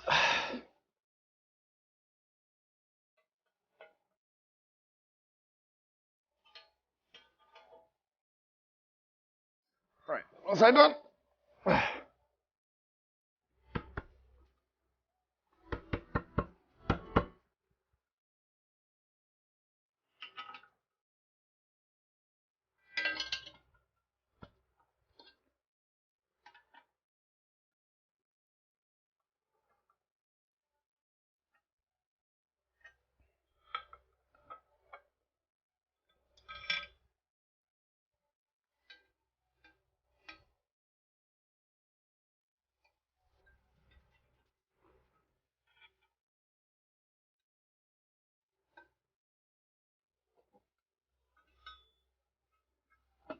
There we go.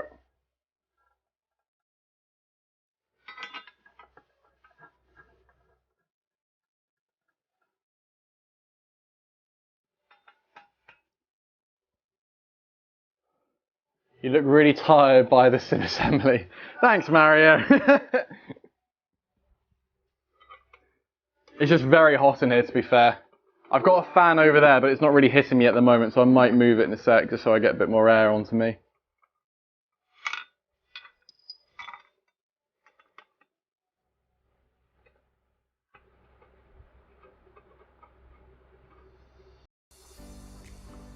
Is it tiring to build this rig? What do you think?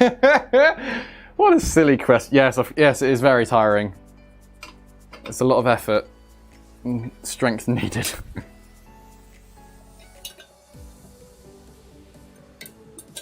Because yeah, I've just had to like redo all that. Right, let me move this fan over because I'm boiling at the moment. You could probably hear it when I get closer to it.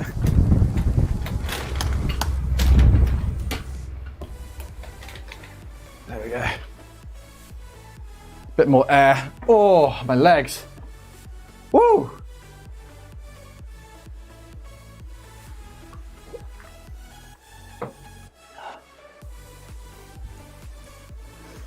Right. Time to put that on. It doesn't say how to actually attach this onto the rig itself though. This is quite annoying.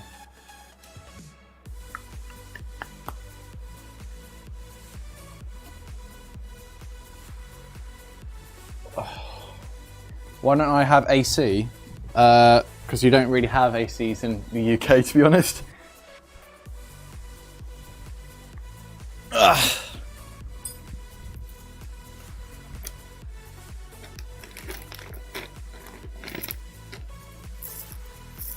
Got all these parts, but none of them sort of seem to correlate with one another.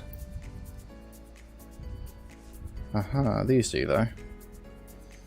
Right.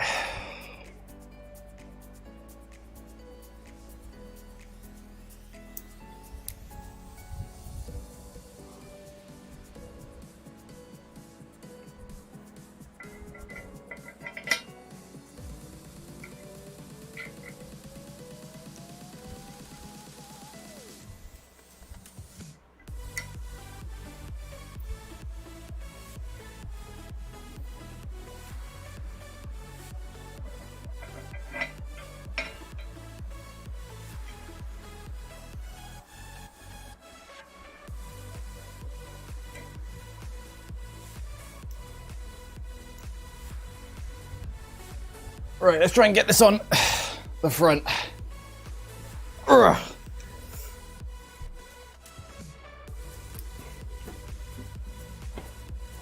I realise this bit you might not be able to see, so apologies in advance.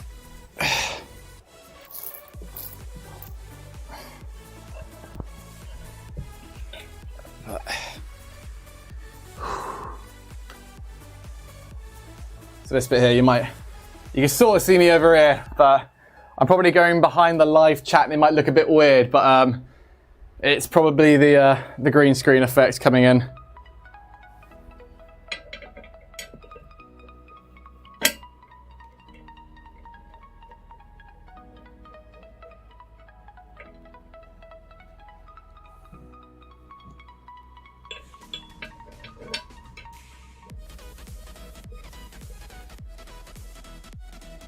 This is not house music. I don't know why they've put this in the house music playlist, but...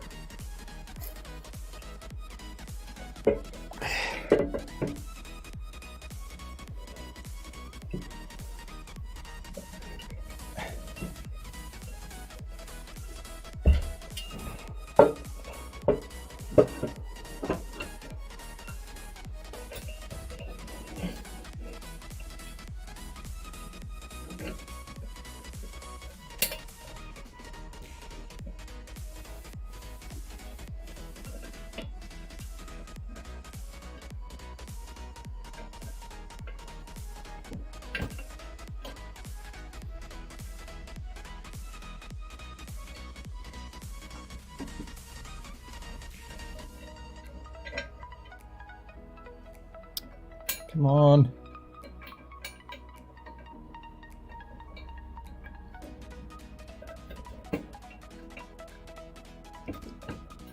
Nice. Okay, got the first bit in.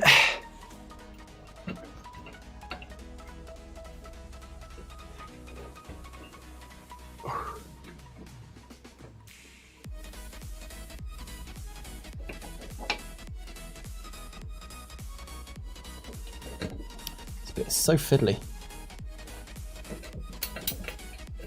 That one's in. Now the second one.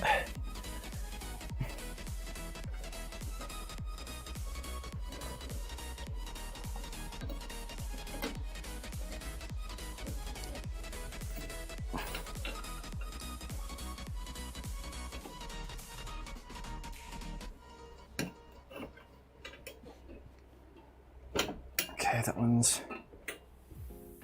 Hey, there we go. Right. Down you come. Oh. No, it's stuck. There we go. No! No, I've lost a bolt. I've lost a bolt. The bolt's gone stuck in it. No! How did that happen? The bolt... It's okay, we can fix it.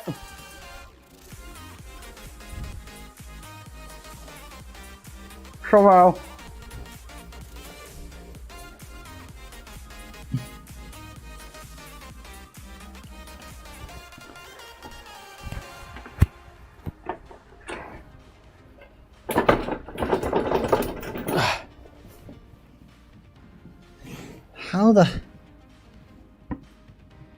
How did that come off?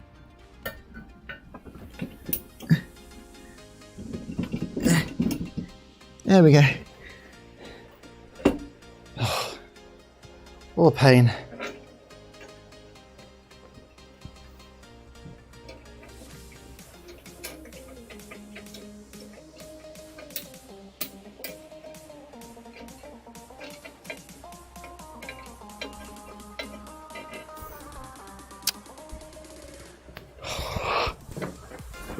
So infuriating. Can't even see it.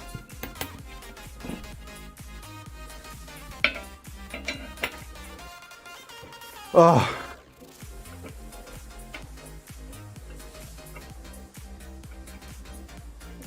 The music is Stream Beats.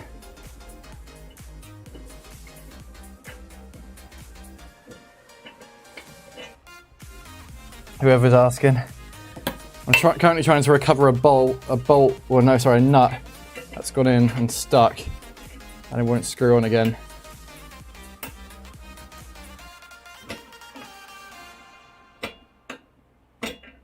It's very infuriating.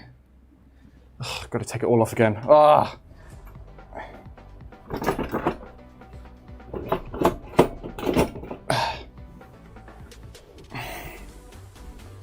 It's just so damn heavy. Right, that's off. Those two bolts are off. Let's try that again.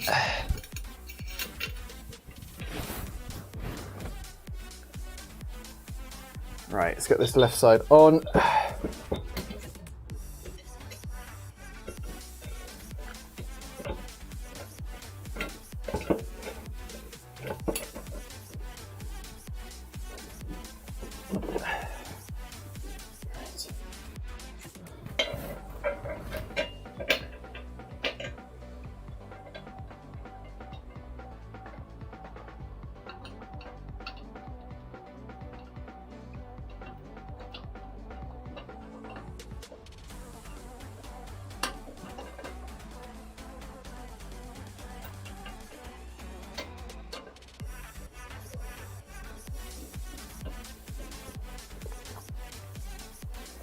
Oh, come on.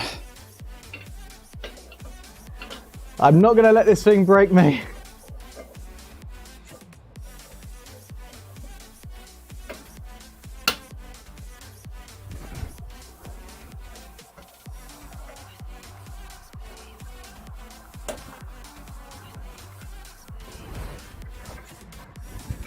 All right.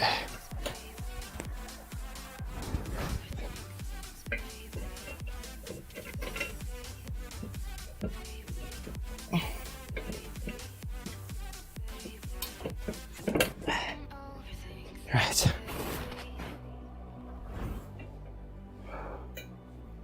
This one's been definitely the fiddliest bit so far.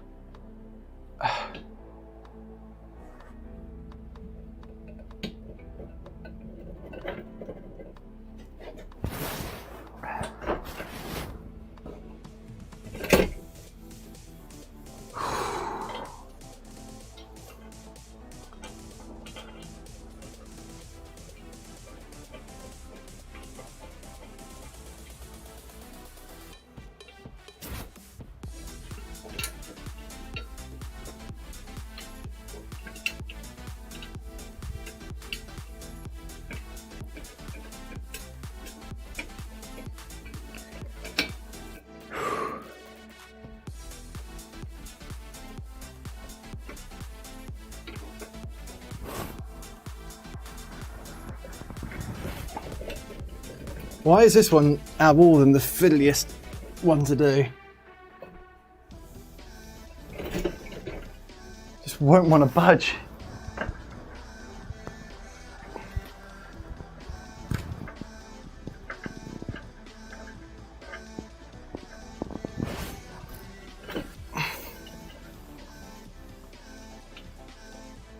Come on.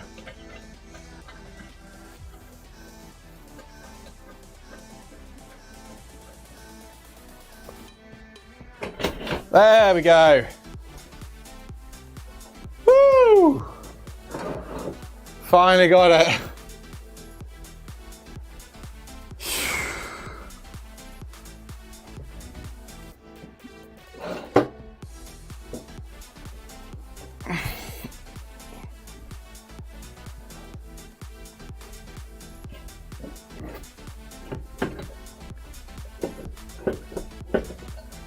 Oh, 2 more to go. Then I'm having a bit of a break. I am sweaty. I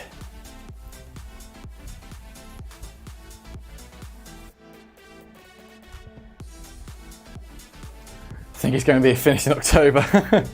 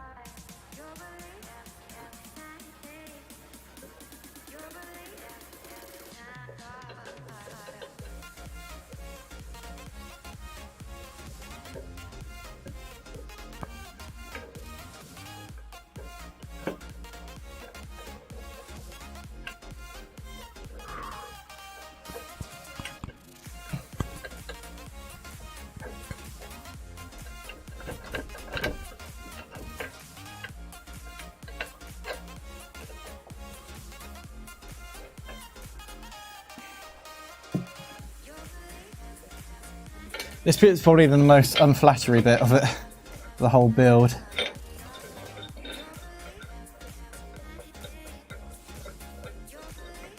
It's because it's just really awkward to get on.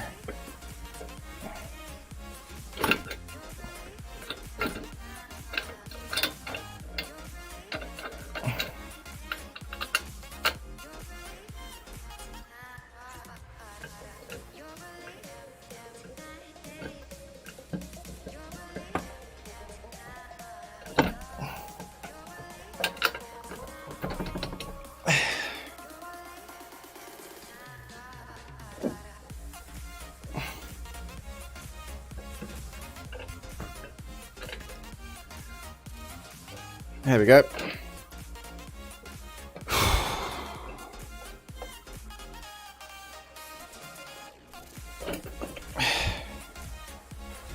There we go. Ugh.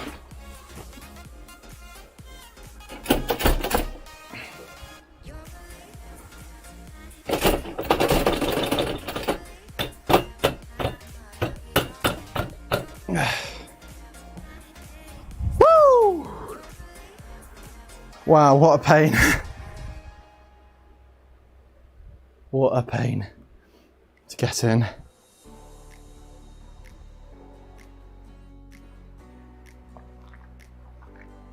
Oh dear. Right, I'm gonna be right back. I'm just gonna grab some more water because I am thirsty. Whew.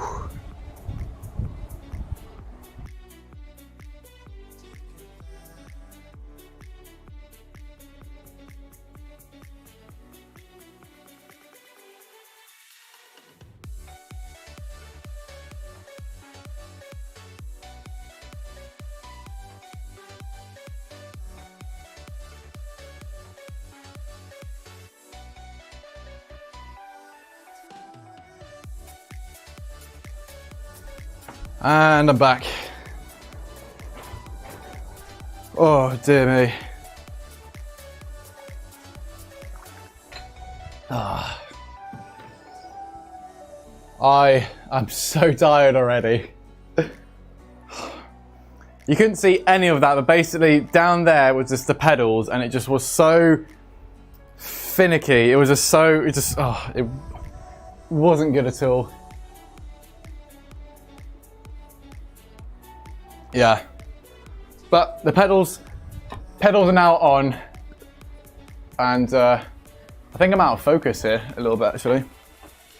Let's get it all in focus.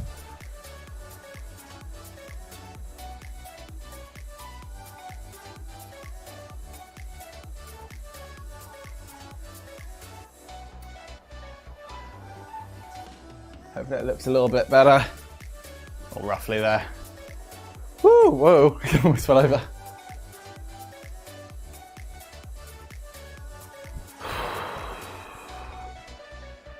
When is the stream going to end? Effectively, it'll end when this main bit is constructed. I'm going to be putting on all the pedals and other stuff at a later time, but it's basically just getting this main bulk of this bit done first, and then going on to that bit there. Oh.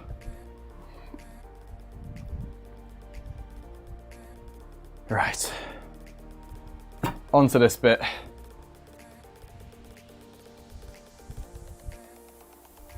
So this bit we're gonna actually have to leave off for now because, as I said before, they sent us the wrong thing of like, this is where your wheel base is meant to be.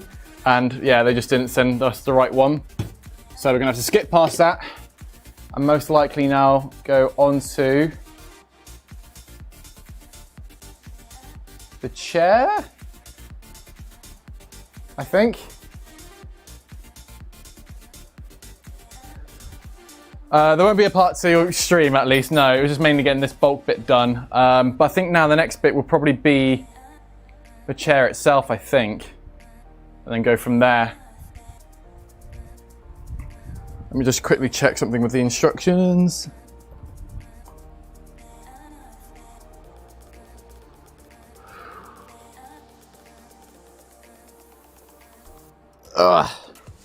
I've got my laptop here, by the way, just so you know.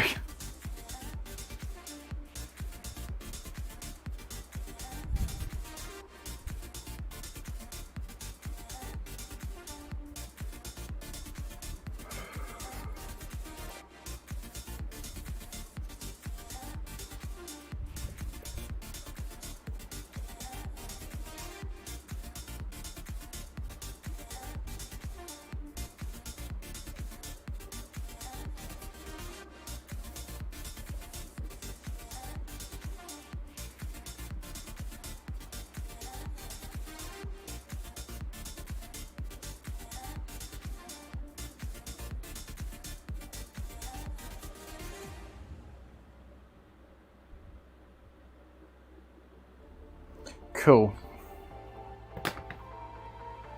So what I might do next is try to add on the seats, and then we might call it there. Let's give that a try. So we've got the brackets here.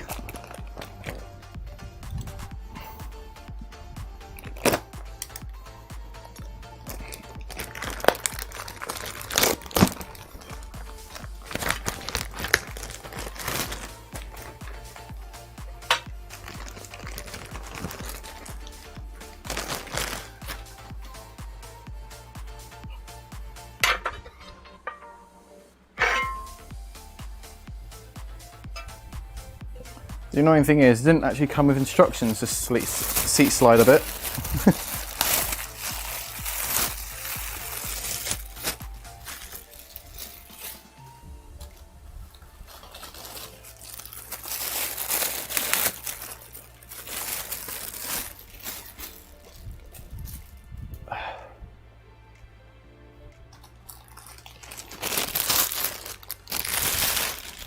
This is the one drawback, I think, with all of this, is that there's just like, the instructions are just not really there. So it is harder than I thought. But like, for example, I brought this seat slider and there's just zero instructions on how to construct it. I'll try and give it a Google.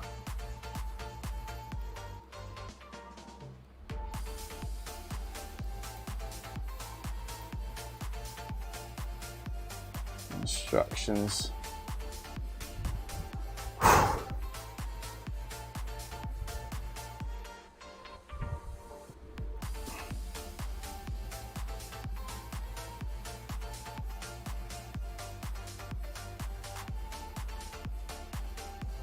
Great, there's no instructions online. All right. I don't get it. Like, I thought they would have had in some instructions on how to install it, because like, you've got the seat slider here, which then you can connect the rod to in the middle to like get into it. But then there's just no instructions of how to actually attach that and then attach that to the... So I'm a bit at a dead end now, a little bit. Just because like, there's not much more really I can sort of do if I literally just don't have the instructions.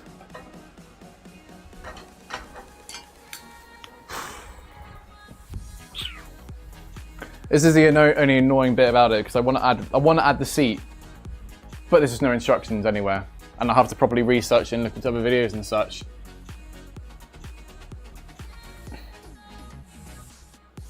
Try asking Steve. Yeah, potentially.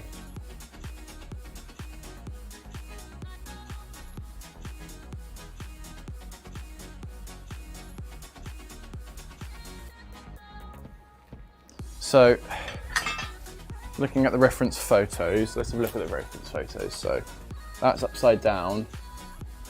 Yeah.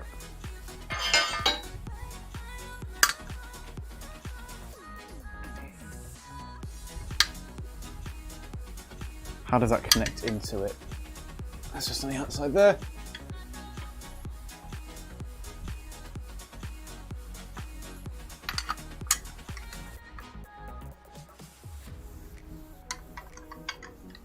Effectively, it's like that. Like that, effectively. So you clamp that down onto the seat. I'm trying to imagine it. So you've got your seat slider, but then you've got your bolt, you've got your brackets which go onto the side of it, which go on top of it actually, which should go on each of those. And then the bottom of the slider. My head's starting to hurt now. Right.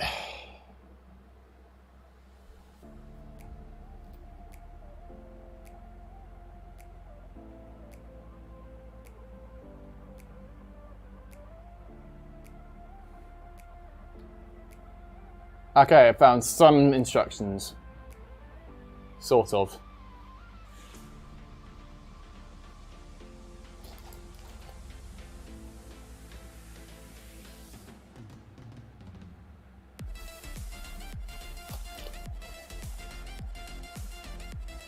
Okay, attach both sliders to the frame with the M12 bolts as shown. Okay.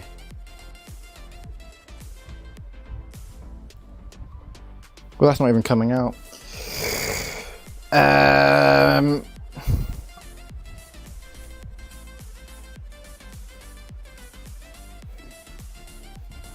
Okay, let's attach these and then see how we can go from there. These are just normal nuts and bolts. With the M8 bolts.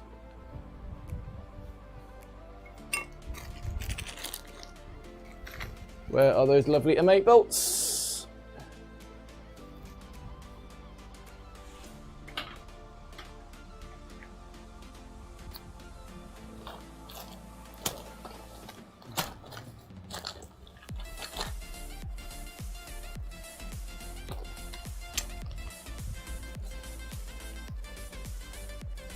There we go.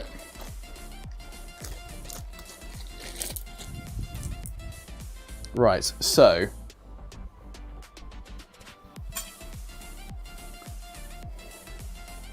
do the front one first.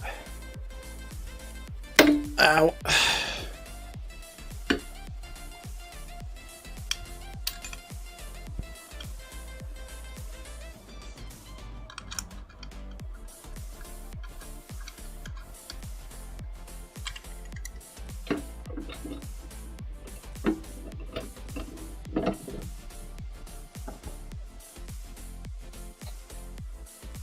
Okay, so that's on there, and then I can just tighten that one up. So that's not going to be moving anywhere. We shouldn't be moving anywhere.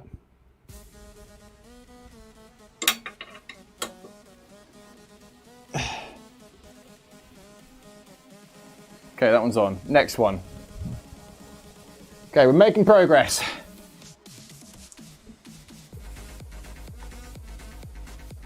Warning, product must not be programmed with self-locking to guarantee proper product.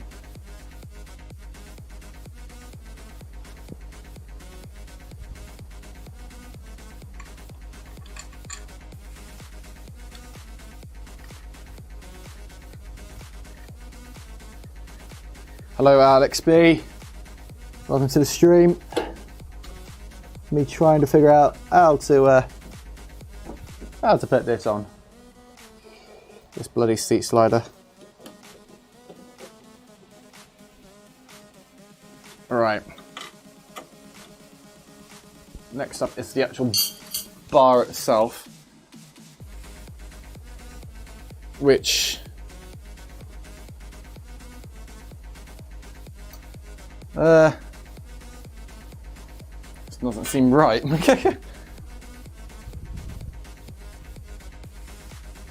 Bend the slider handle to desired width. Great.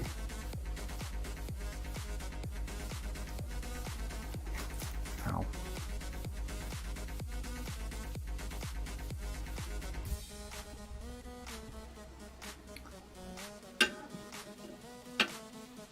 Ah, here we go. Right, so I've got to bend this. What? Ow! That's insane. That is insane. That doesn't seem right.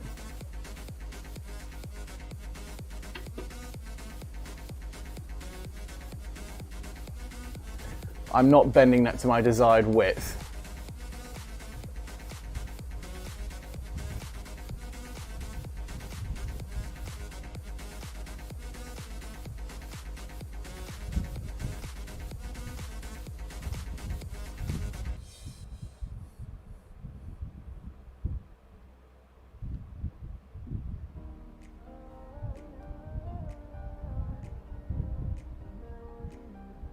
Something tells me this doesn't need to be, this needs to be a bit shorter with one another. So, I think, right, I think I've now worked it out. So, This won't fit at the diameter, so I now need to make these two go closer to one another, lock it in, and then we can attach it all together. There we go, there we go. Right, so I need to loosen these and bring them basically together and get them in the middle. There we go. I think I've now worked it out.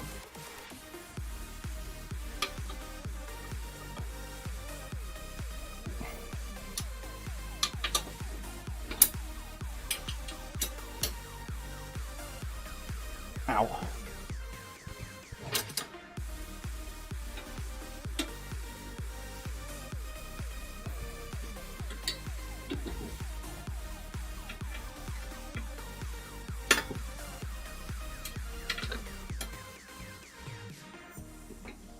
Right, so now I can bring these two together.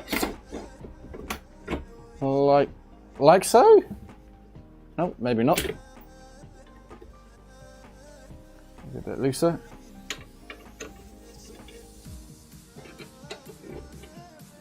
There we go. Right, so now I can connect this together.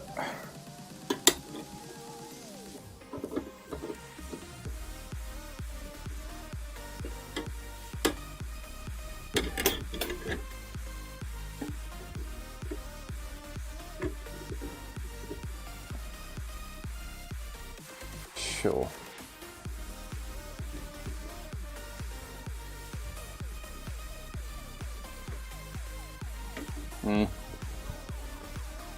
Again, something doesn't seem that right.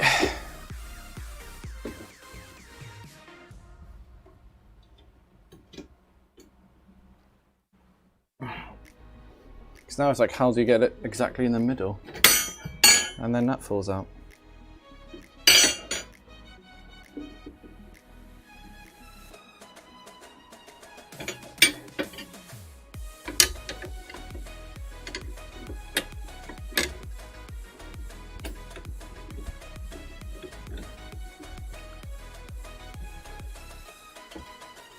Okay, I'm going to try it there and tighten it up.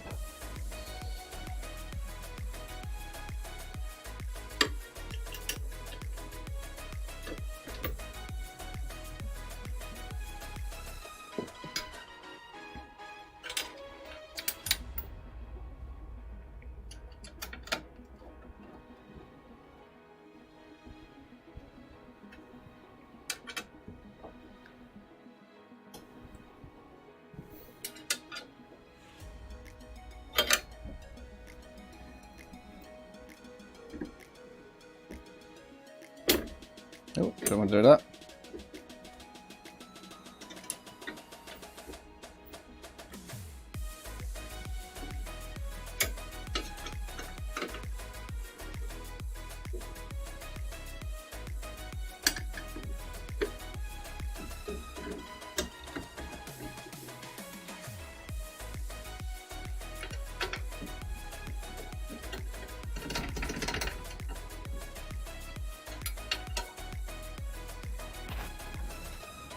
Right, okay, that's now on. So if I lift that up,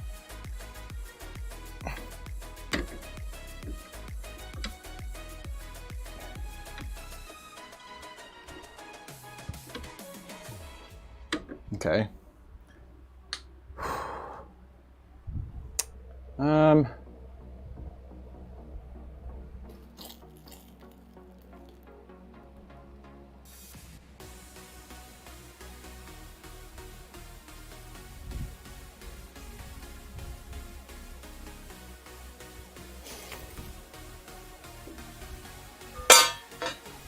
Now doesn't look like he just wants to move at all.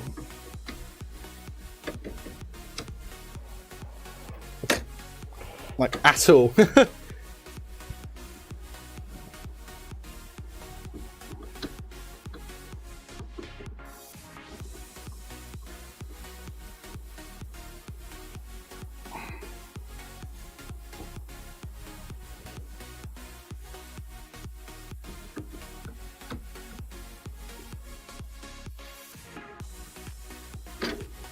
I think I've done it the wrong way round, have I? Give it a try.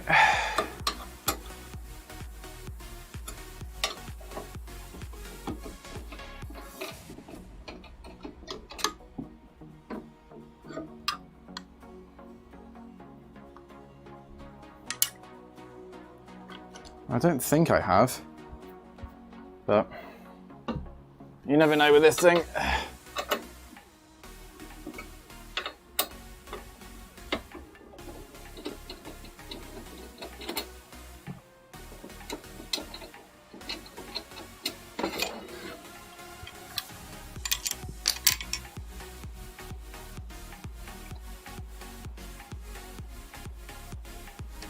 See, now I'm just really confused. Oh dear.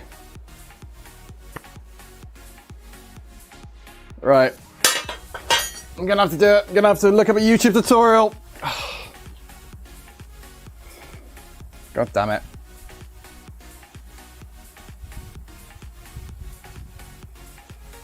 Sim Lab Seats Slider tutorial. God damn it.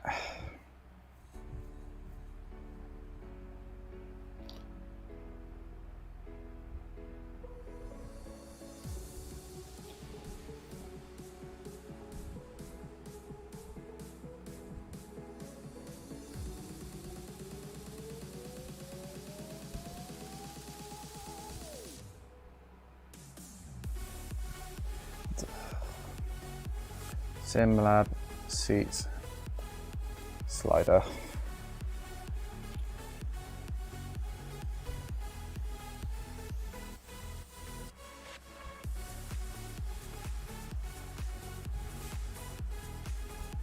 There we go, tutorial seat slider, right.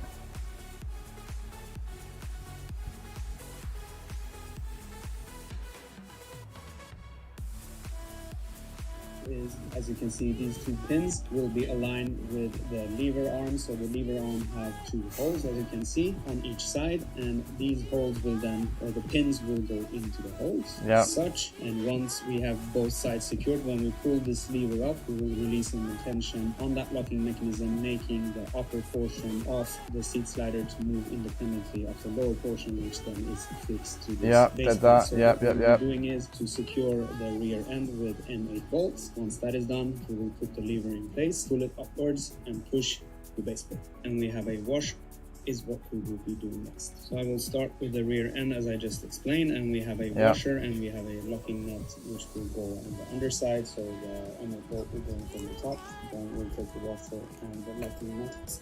Try to fasten this down a little bit. Did all that. And then we'll do the same thing on the other side, and then we will move on forward. Did all this, I will not fully tighten this down yet. Just a little bit. So, next, we will take the lever and position it in between these pins down. And you can adjust this by pulling it to actually make it wider if you have it in some base plate or some other fixture where these need to be more separated. Well, this simply goes in as such, and then we'll try to align the other side. And if I now pull this upwards, we will most likely be able to shift the seat slider towards the rear end. As you can see, we have now revealed the two holes for. See, I did that and it didn't do anything before. So, okay, let's try that again then. Something doesn't seem right, but give it another go. I did literally exactly what he did in the tutorial. For some reason, it didn't want to go with me.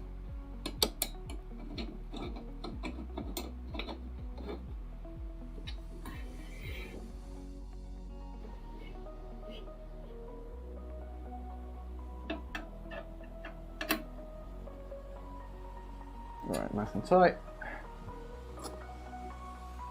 Do you on the other side.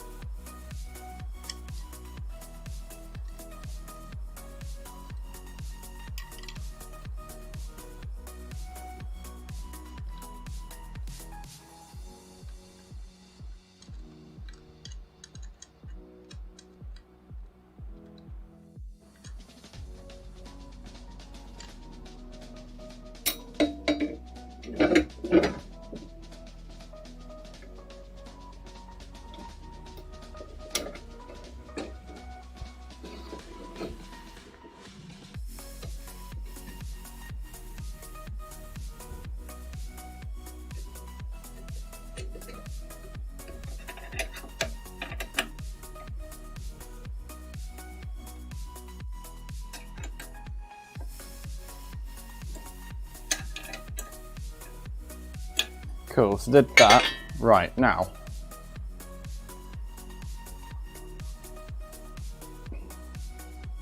Pop this in.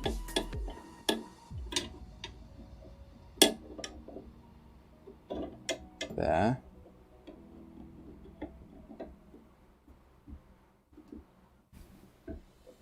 Right, okay.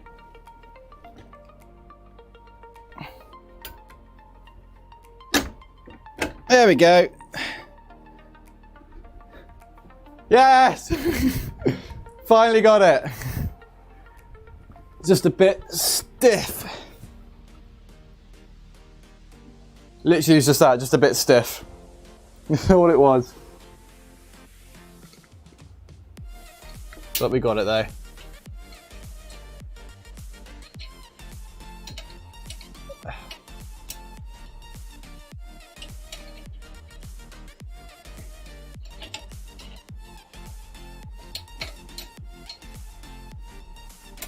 Ted, down to you.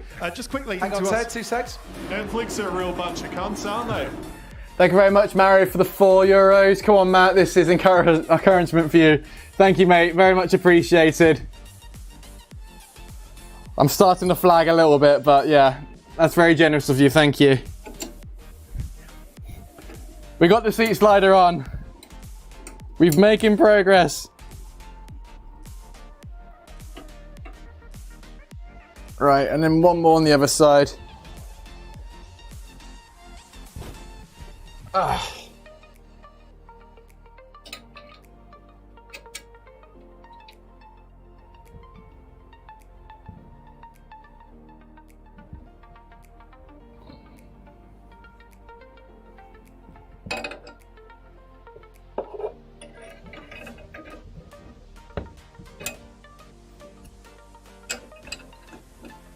Come on.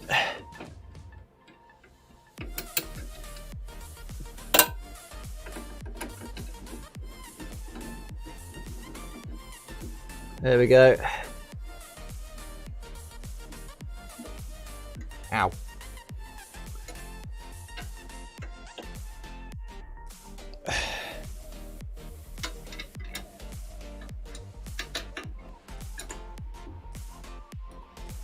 Woo! Right.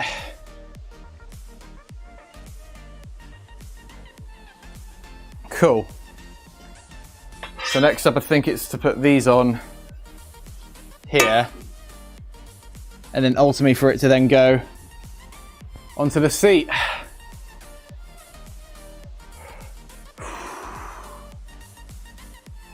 I think.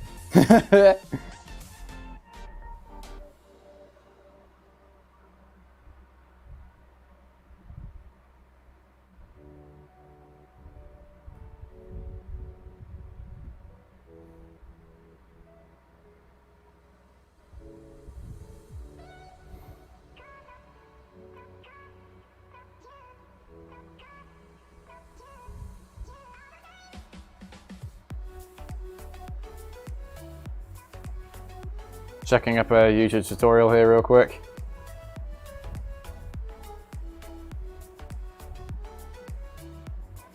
So I think what I need to do is either connect this to the Spark seat now, or connect this and then attach the seat. I'm probably going to attach the seat first to this, just to make it a little bit easier, I think. So I'm going to try that now then. In that case, ugh.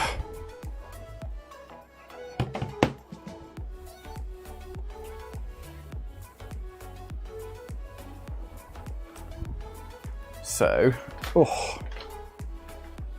I'll put the seat here.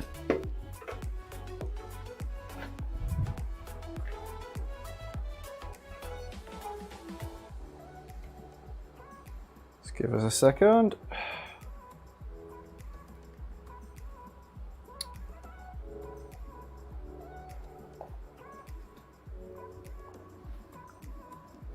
Where is it? There we go.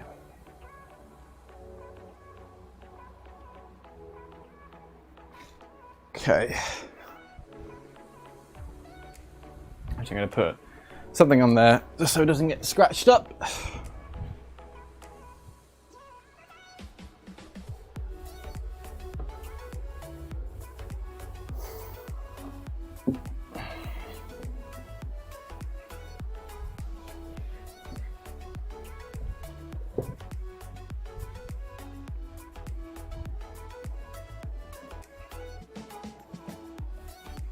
There we go.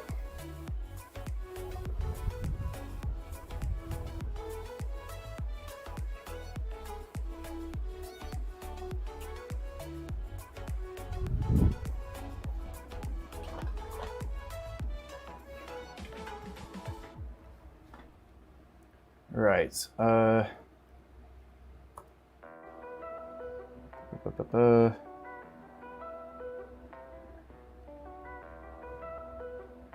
Just having a look at the instructions.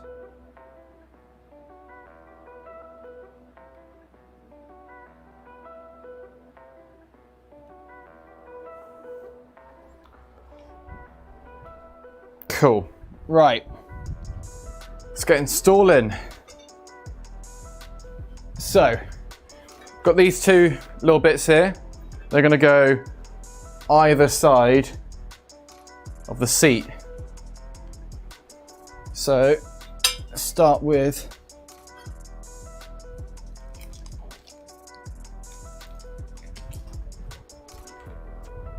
oof.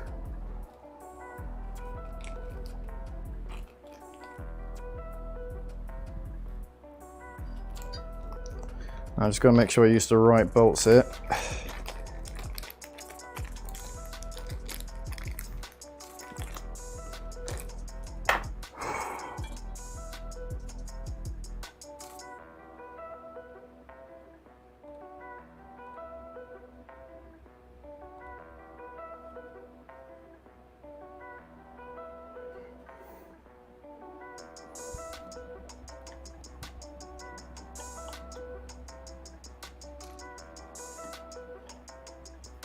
Just gotta make sure these are right.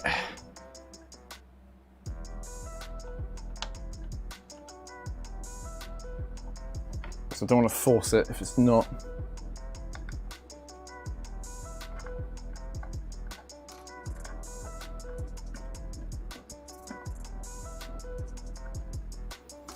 Yeah, they are right.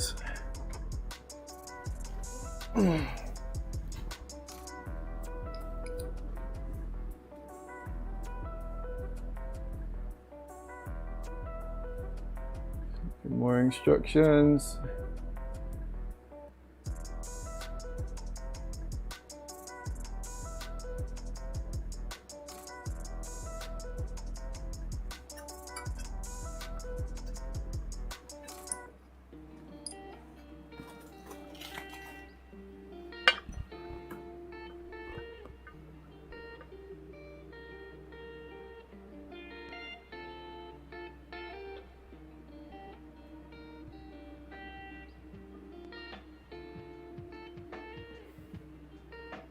Actually, see.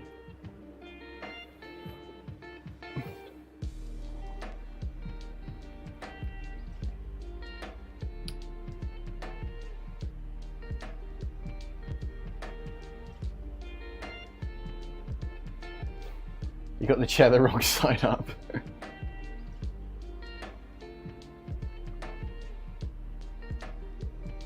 What did Steve send to me ages ago?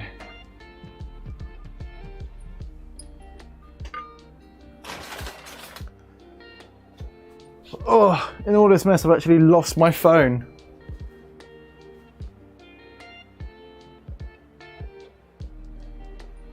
Bottom one. Oh.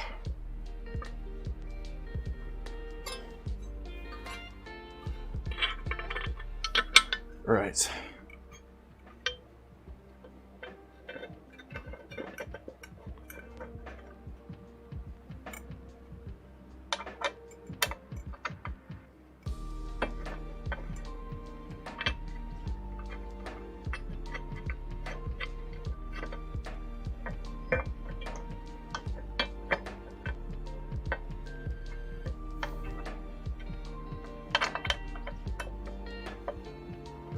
There we go.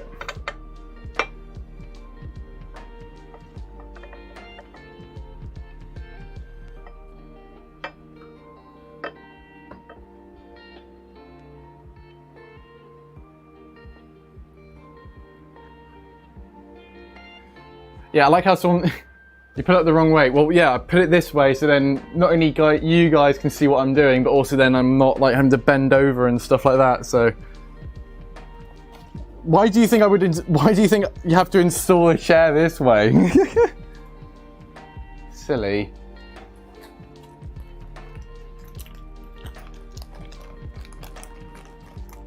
So the chat boxing, effectively, I had to pan the camera down, so then this stuff here is like chroma keyed out. Basically, it was all meant to be just like the lamp. So like before, way, it all fell over. So effectively before, it was like that. So it looked a lot nicer, but because I'm having to show everyone this, then yeah. Love that the rig fell over. It's all okay. Ugh.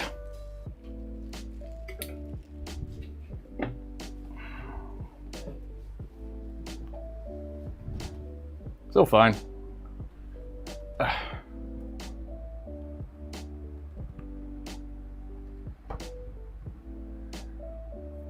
What are you going to use the rig for? Or what do you think?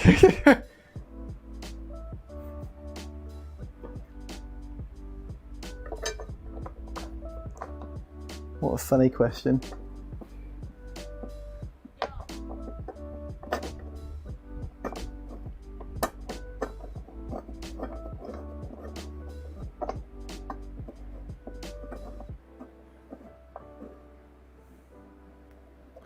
Thanks, Scott. Yeah, it's a really nice rig, I must say. So it's a Sparco Grid Q. Got it from Demon Tweaks. And yeah, really looking forward to it. Just want to actually just properly support my back. Because although, yeah, racing seats are normally for like cars, as someone said, it's more so than I can do long hours being fully comfortable. Just because after you've done it for like an hour or two, you get very uncomfortable. So this here means I can do like long stints effectively and not have to worry about anything like that. Yeah, I'm hoping to do all sorts really. I wouldn't really want to potentially do like Wreckfest on this purely because that's an arcade game and you don't really play arcade games with like wheels and such. But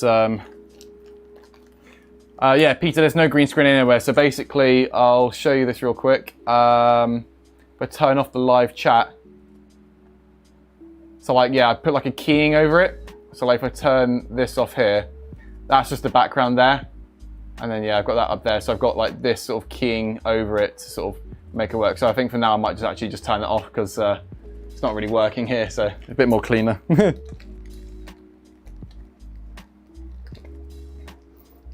One thing though they have done with this is they've given a load of like nuts and bolts for this, like probably more so than you actually need. That's one good handy thing about it.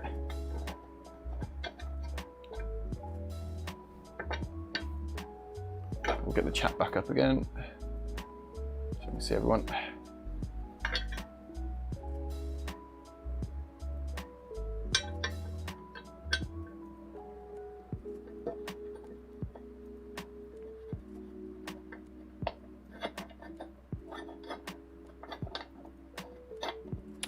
Come on.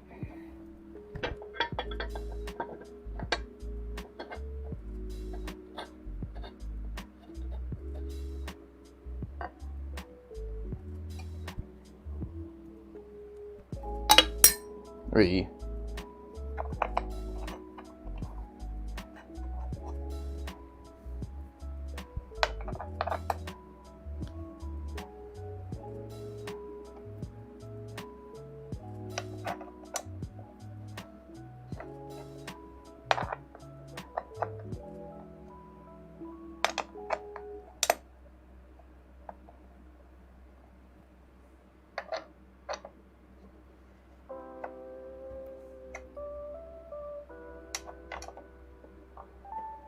There we go.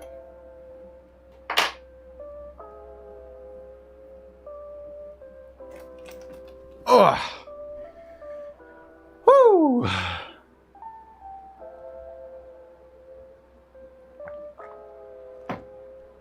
Right. Let's get it onto the chair. Onto the oh god, I can't even speak now. Let's get it. The next thing is, yeah, to get the chair onto the seat slider, and then I think we probably have to call it there because obviously we don't have the top of this just yet. But yeah, I think we're coming along pretty nicely, to be honest. Not too bad.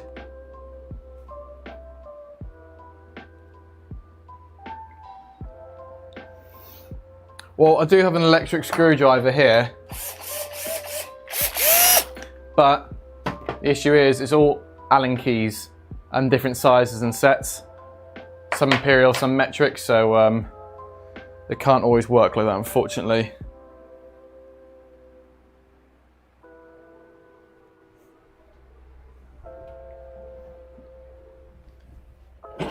Ooh, wrong one. Okay.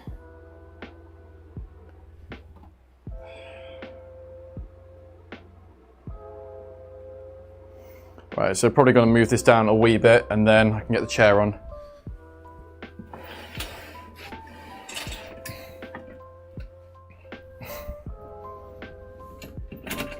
Come on. There we go. Whew.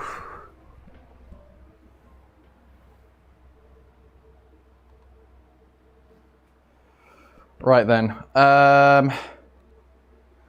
So seat slider needs to be all the way back.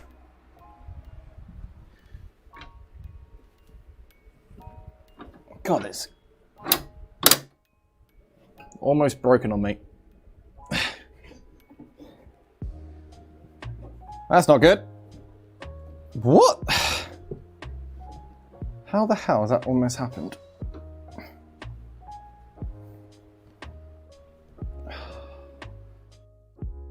What?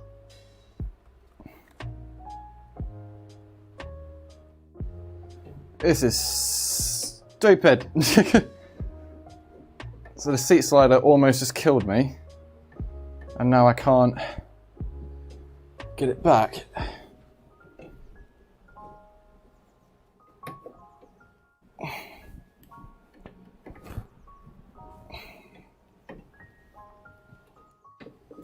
Great.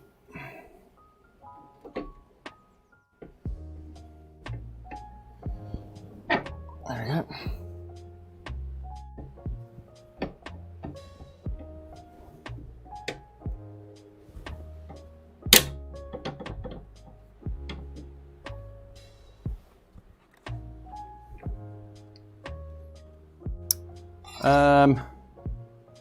Right, well that's clearly not working with that seat slider, so I need to move that across.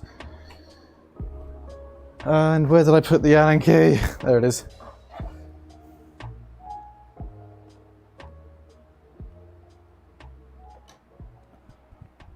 Whew.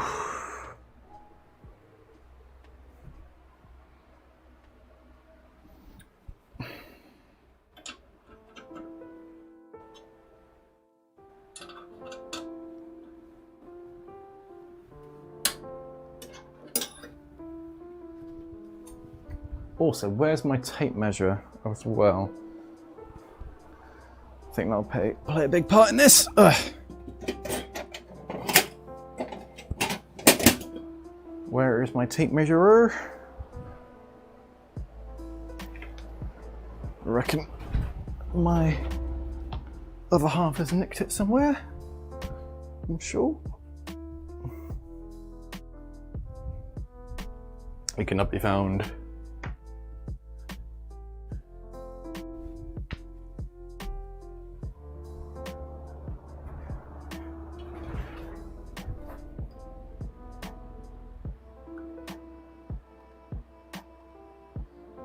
Yeah, so the issue we've had is, well, I've just fixed the seat slider, but they're just a bit too wide but then it's also like, I'm just guessing because before I haven't even put this on here yet, because obviously this has got to screw into the seat sliders. But as long as the seat slider bolts at the bottom are now done, then that's all fine. So what I'm going to do is loosen the base of this, of the seat slider. There's a touch. Screw in the seat, and then put back in the seat slider. Because then everything then should be then squared up effectively, rather than just trying to guess the whole time. So I can now separate these out a bit more. Independently, get rid of the seat slider.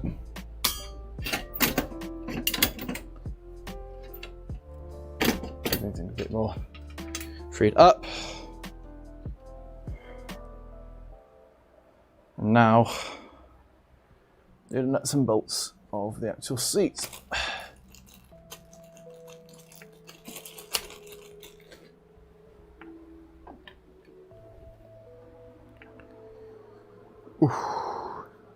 Right. There are the nuts, and now I've got to find the bolts. That's for the seat bracket, and there was one for the seat slider.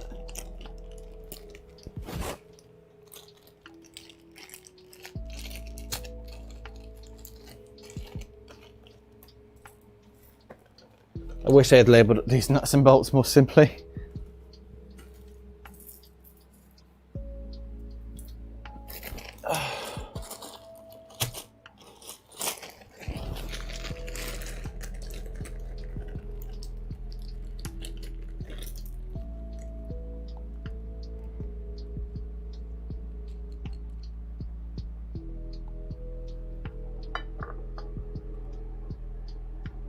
That'll work.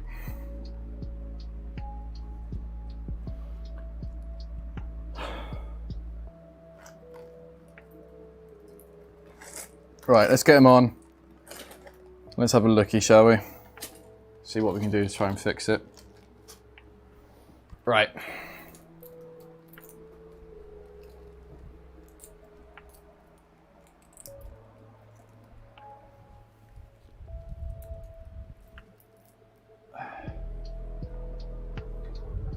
I'm also going to get rid of the dead weight, which I don't need, just for now.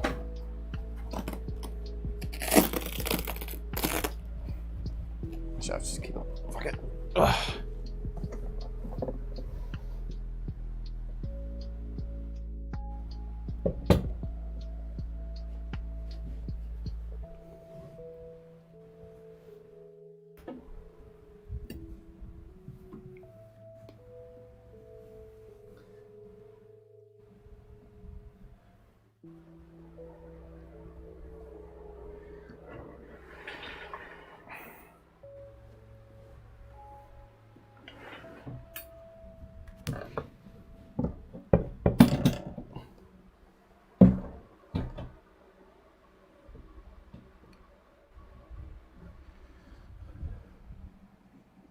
Cool, right.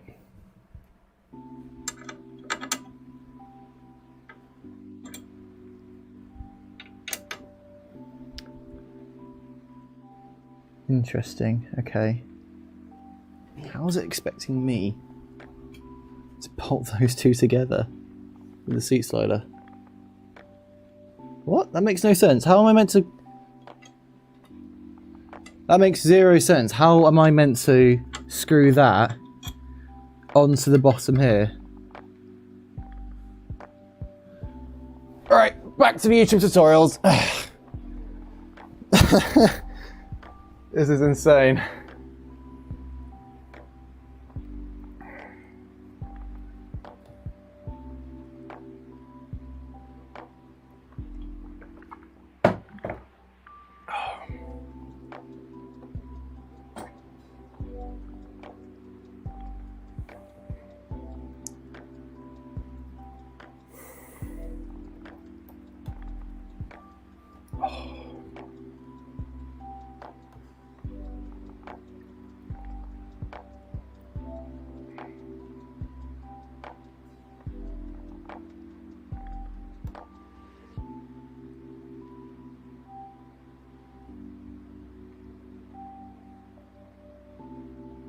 Oh. Guys, I've done it wrong. I've done it wrong. I've done it wrong. I was watching the wrong tutorial. So I've got to take it apart. I've got to put the brackets onto the seat sliders, then that onto the chair, so then I can install it correctly. No! Oh, God.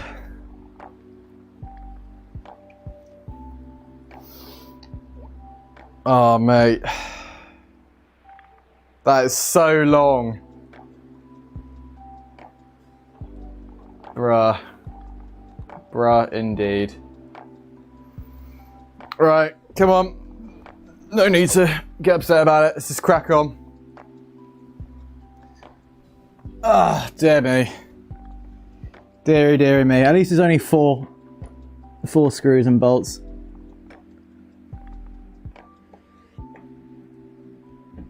At least it wasn't all of it or something, you know. Not the end of the world.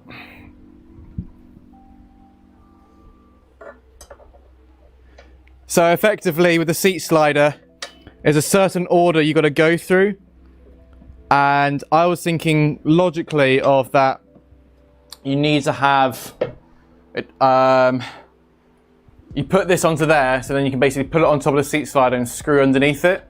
But the issue is that there's bolts in the seat slider to connect into this, which is impossible when you've got all this weight on.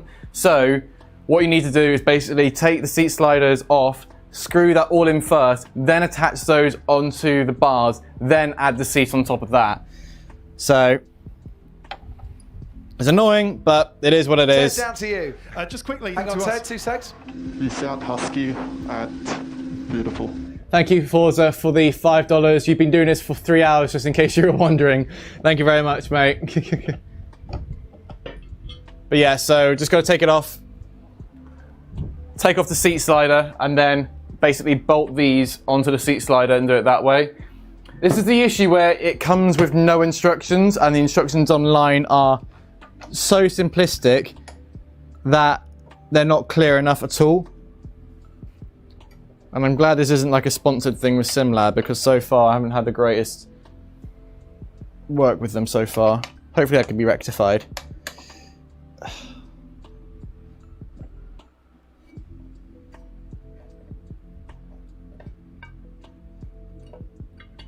Cool.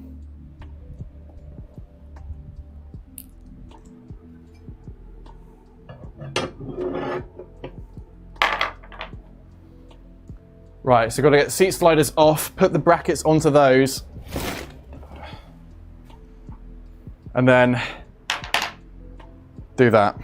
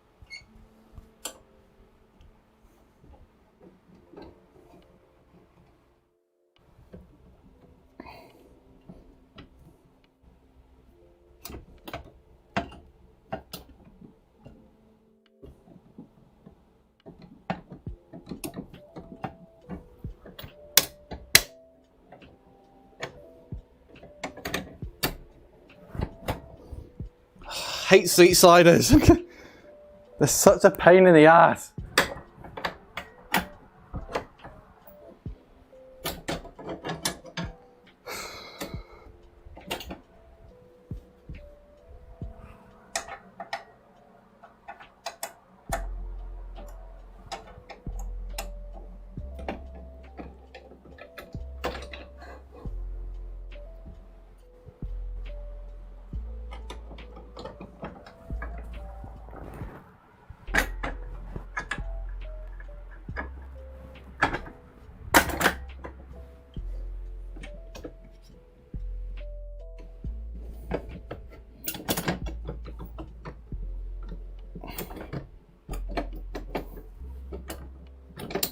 God's sake.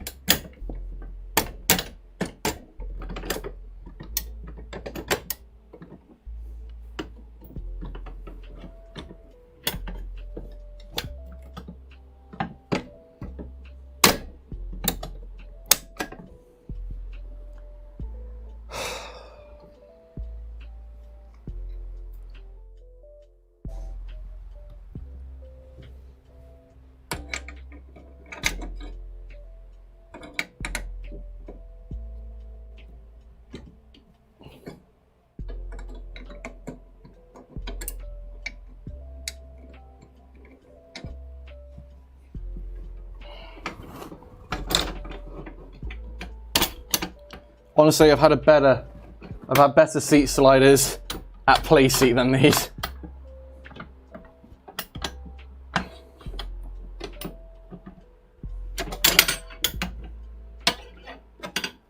Like, I've had to deal with seat sliders all of my life, installing them into cars and stuff, and I've never had as much issue like this before.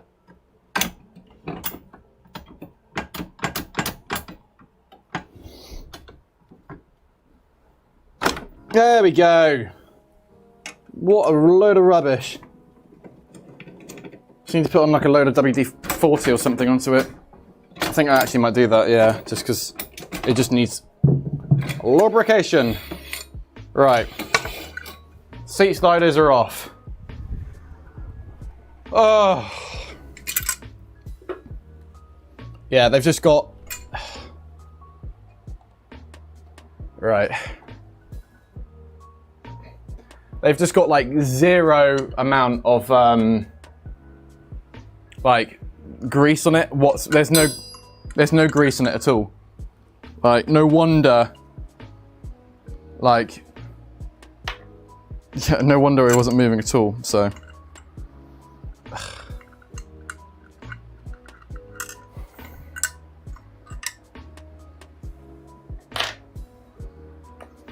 Right then. Let's try and figure out how to install these onto there, because at the moment I cannot see how one would get a bolt in there.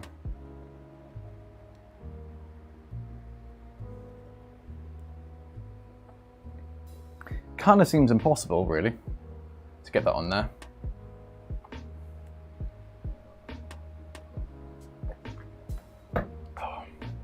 Right, let's bash out the YouTube tutorial.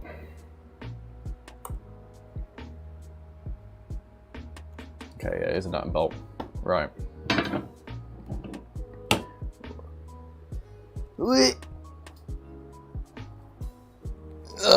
Right.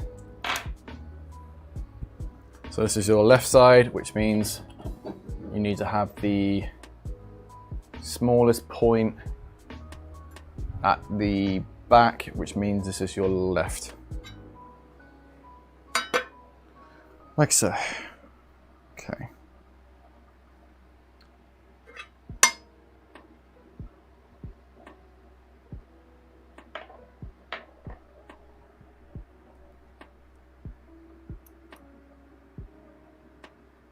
Cool.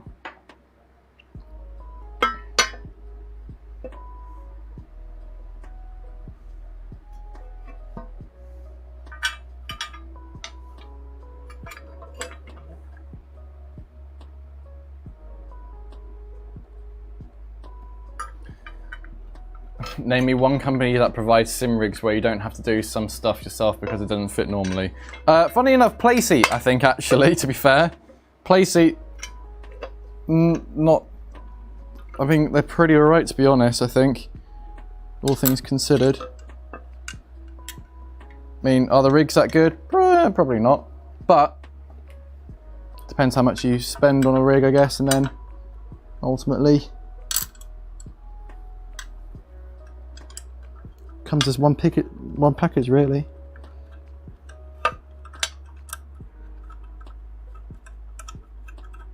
There we go. And my Allen key I put somewhere. Just on my foot.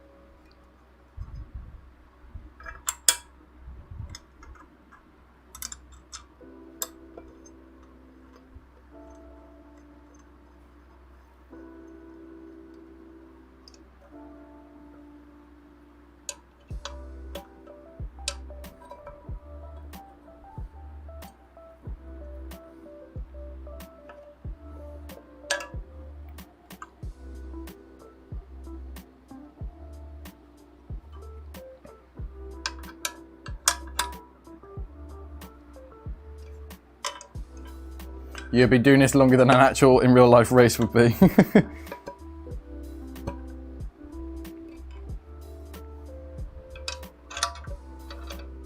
I'm not sure you can really compare the two, to be honest.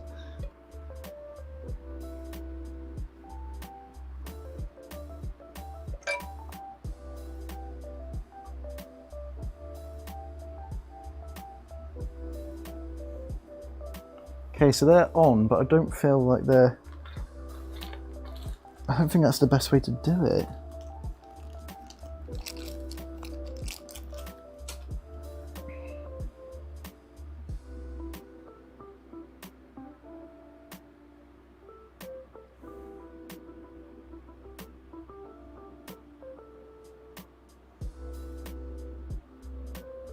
See if I've got a small spanner anywhere.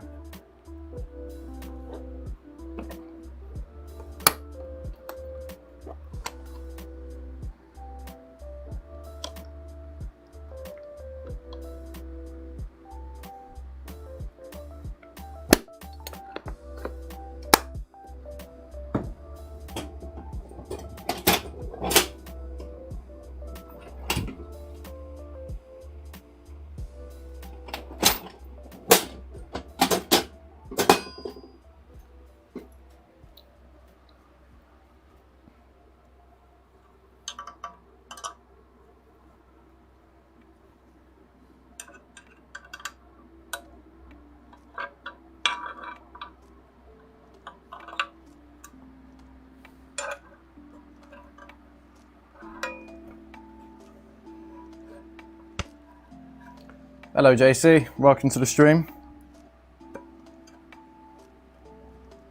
We're currently trying to build a seat slider.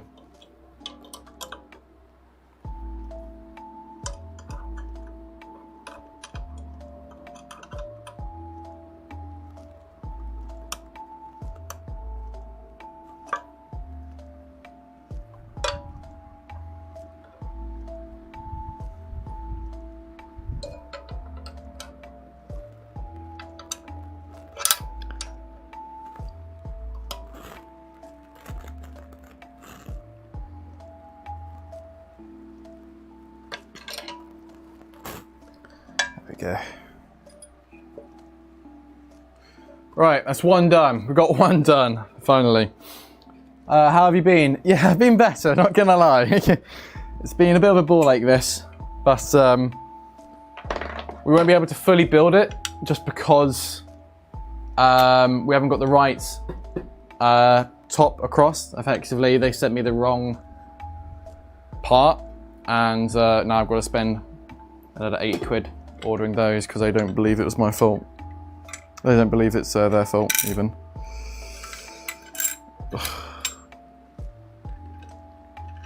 It is what it is though. But yeah, we're probably going to be finishing around about 5ish anyway. That's hopefully when I'm hoping this gets done, at least.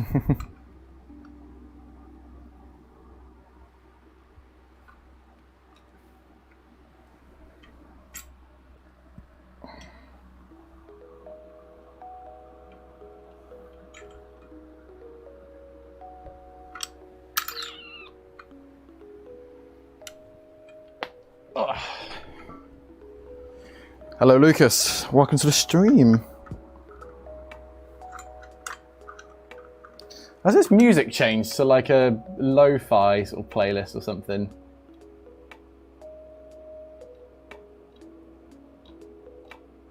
I think it must have done. Oh well.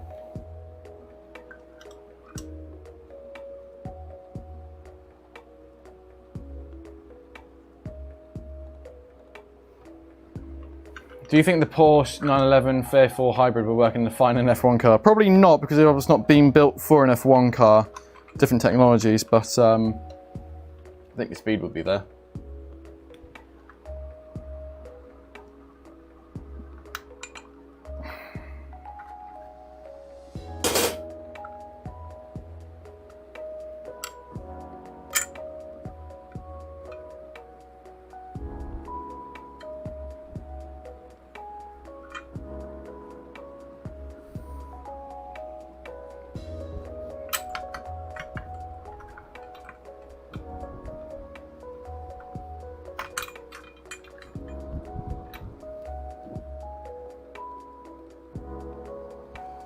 What are your thoughts on last week's race? Pirelli have got some answering to do. I don't believe it was debris that caused the accident. I reckon that they did explode because they're just not that good of a tyre. And also I think there needs to be a serious discussion regarding safety at that race, purely because I think Nico Rosberg mentioned this, that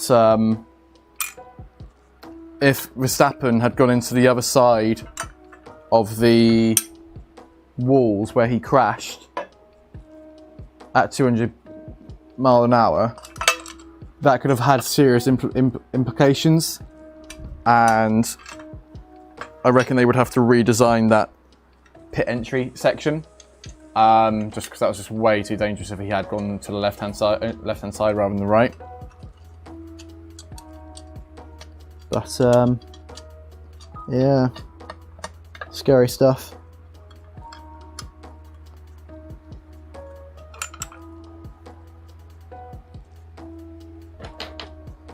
Sorry if I don't seem that engaging or anything at the moment. It's just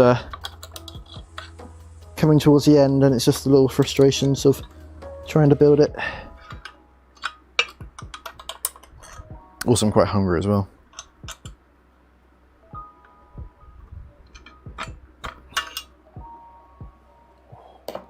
Hello, Thomas from Australia. That wasn't an accent. I'm trying to do that. I'm just happy you're here. Right.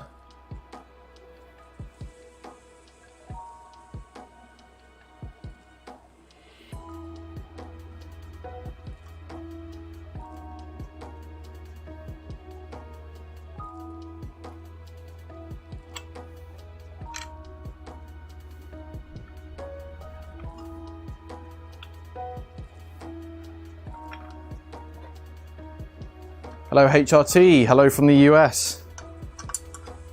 Just set up my rig and only took 2 minutes.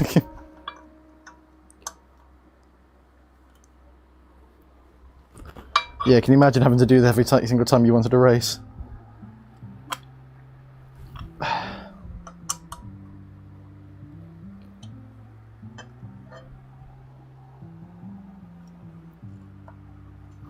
Okay. Hit a small little issue, but it's not going to be a big-ish one. Just got to try and work out how to fix it.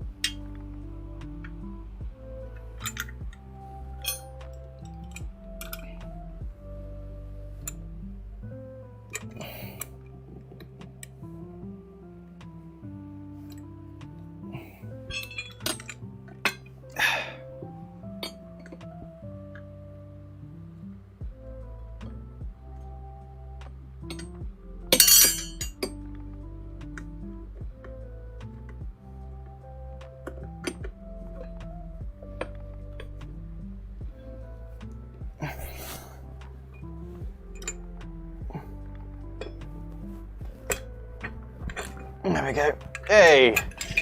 Fix my issue. Right. Effectively, I just in the seat slider, it didn't have clearance to put the bolts in, but now I've got the clearance to put the bolts in. So I can do it again. Yay! Right. Come on, Matt, speed up.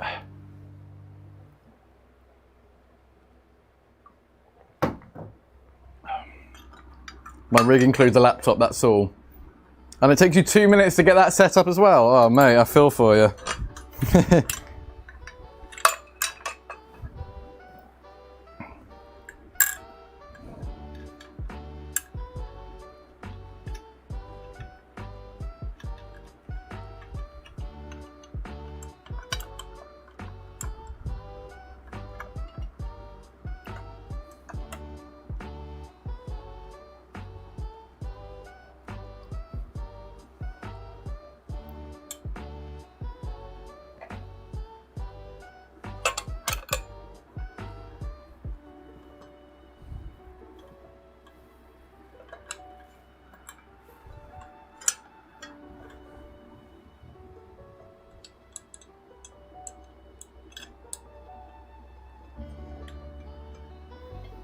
Hello, Aaron from Singapore.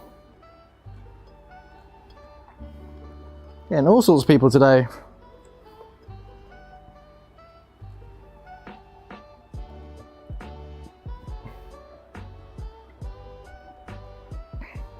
Yes, I'm still working on the seats on the rig.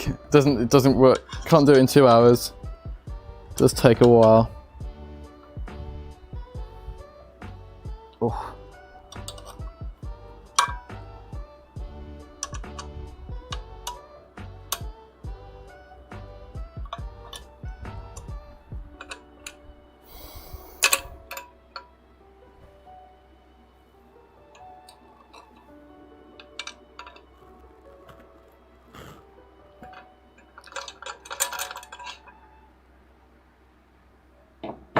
Right, cool. So now, next game of attack is to attach this back onto the rig, get it all joined up together, then put the seats onto this, and then we should be able to sit down on it, and then we're all good. Aaron says, how much have you spent on your rig so far? Well, in total, it's around about £2,000. So about £8,000 to £1,000 was for the rig itself. Then you got the shipping, import tax, sorry to say. Then you got the actual equipment, the monitors and all that stuff. Then you got the new seats as well. But yeah, so let's sit this back on. Oh. And get this now onto the rig itself.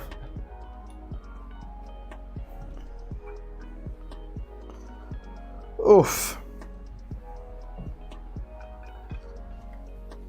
Ugh.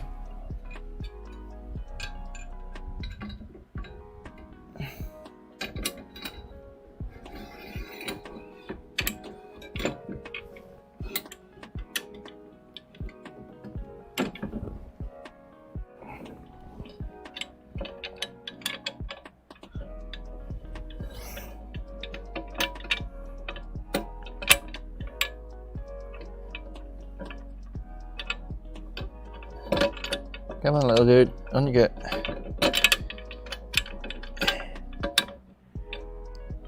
we go. Right. Oh.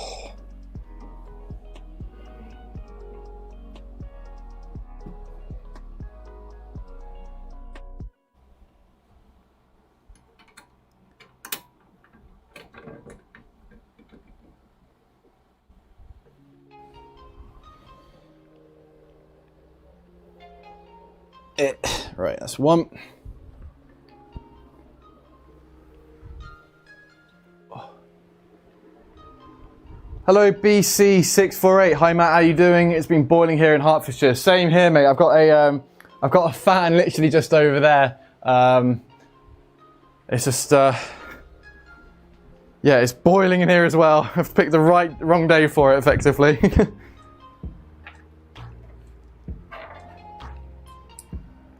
But we move. Onwards we go. Is that the right one? Nope. Right. More nuts and bolts needed.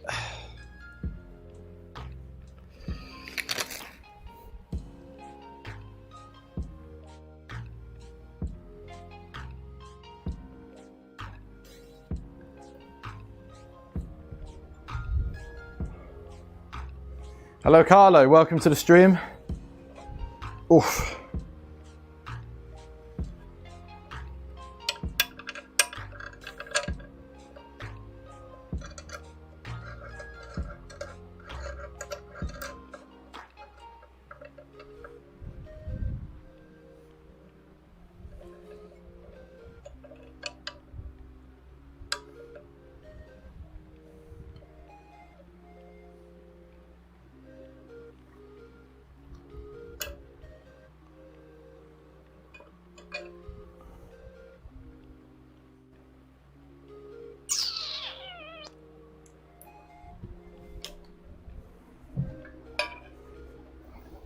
Right, and you get.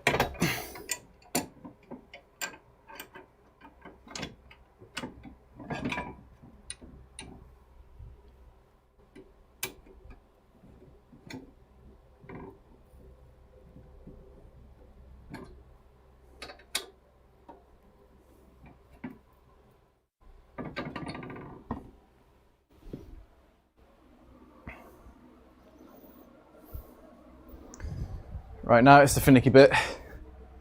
Super GT is going to premiere in 30 minutes. Yeah, I'm going to probably be finishing this around about 5 o'clock, I'm probably going to say, so everyone can go watch that, because that's a great video. Me and Steve worked on that quite hard, and so hope you guys do enjoy that one.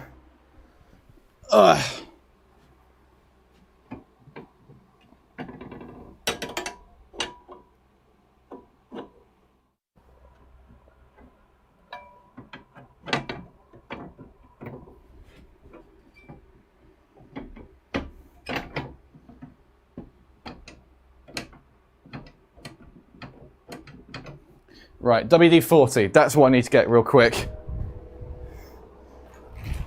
Ow! Ow, ow, ow. Just hit my knee. Where be the WD-40?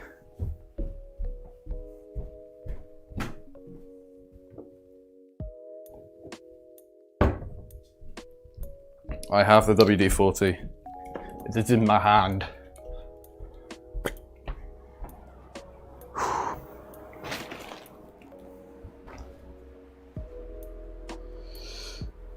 Good old WD-40 just needs to lubricate it up a little bit.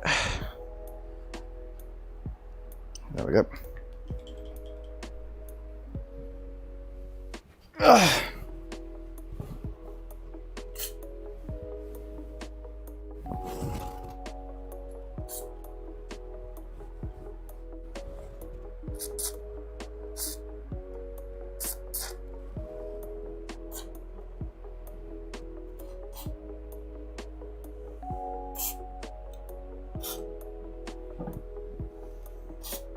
Okay, there we go. Only need a little bit. Oh, I do love the smell of it.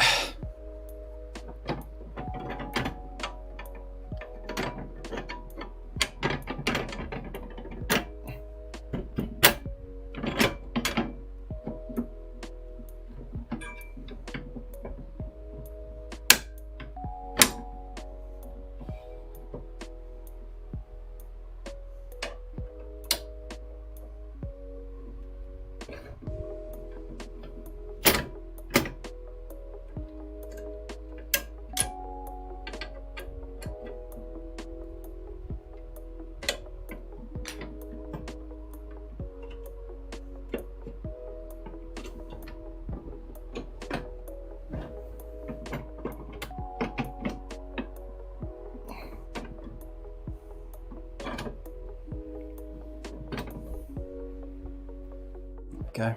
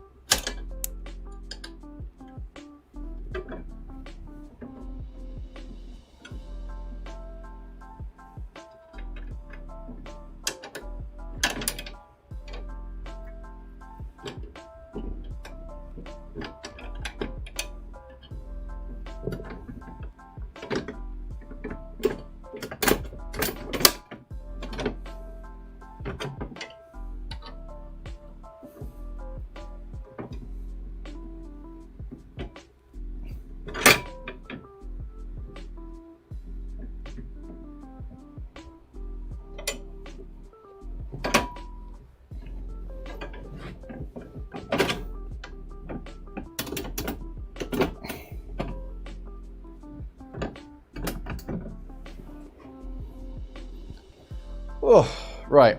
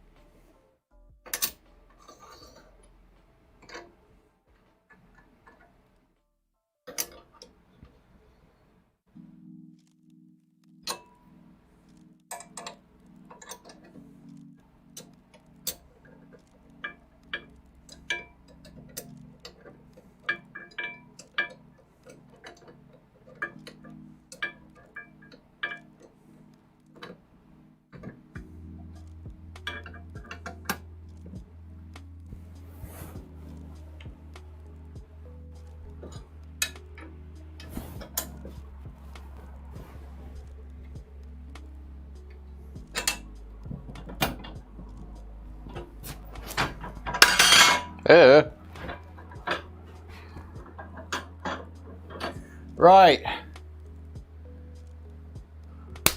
Last bit for the stream. It's putting the chair on air. Right. I think we're about there. I think we're ready to put it on. Ah, my knees. Look at my knees. They're red. Oof. Right, so I think the plan is, yeah, to just do... Oh God, what is the plan? Right. I think for this last bit, it's basically we get the chair on and then we'll call it there. Because yeah, we've been going for quite a while now. And that's literally as far as we can really go, to be honest with you. Am I Super GT's editor? No, I'm his camera guy. Oh. So when he goes to the when he goes and does his races, I'm there helping him film effectively. I don't know if he's credited me or not. That doesn't really matter, to be honest. Ugh. Right. Oof.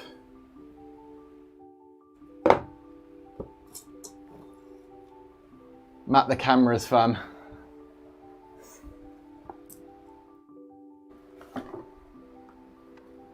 Right, how am I going to do this?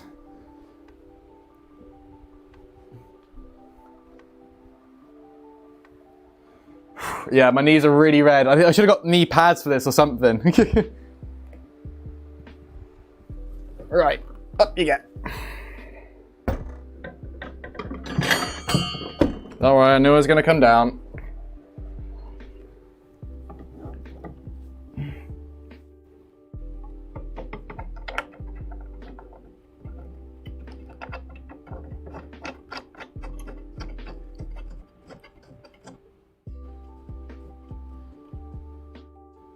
Okay, that's one side done. It's one of the reasons why I wanted to go for this seat, because it's quite light.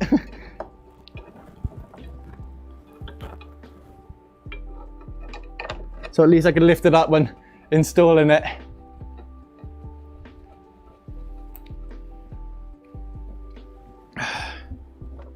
Okay.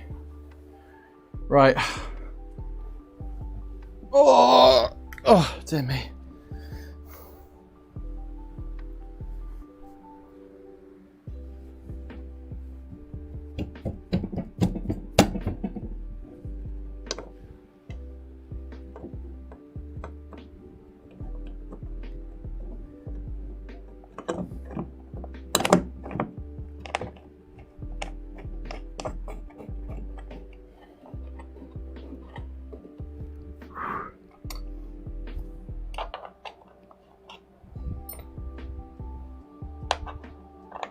Is that Stoffels helmet? Oh, I see there.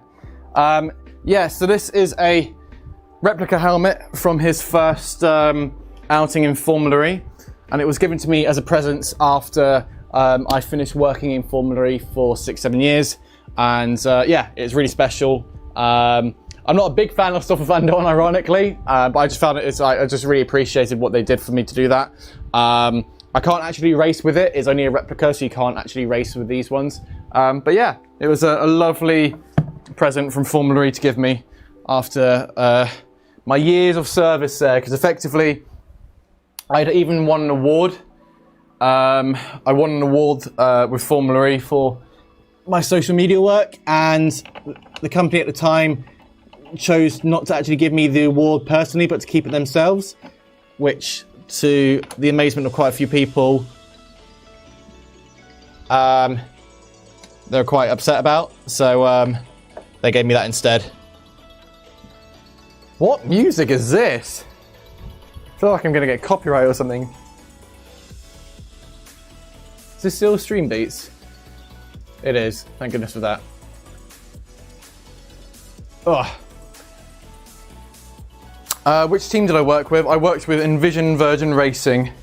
I've worked with them for 3 years, and prior to that was just Fulminary themselves.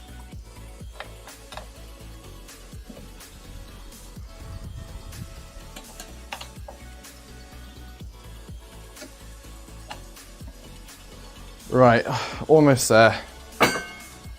Ah.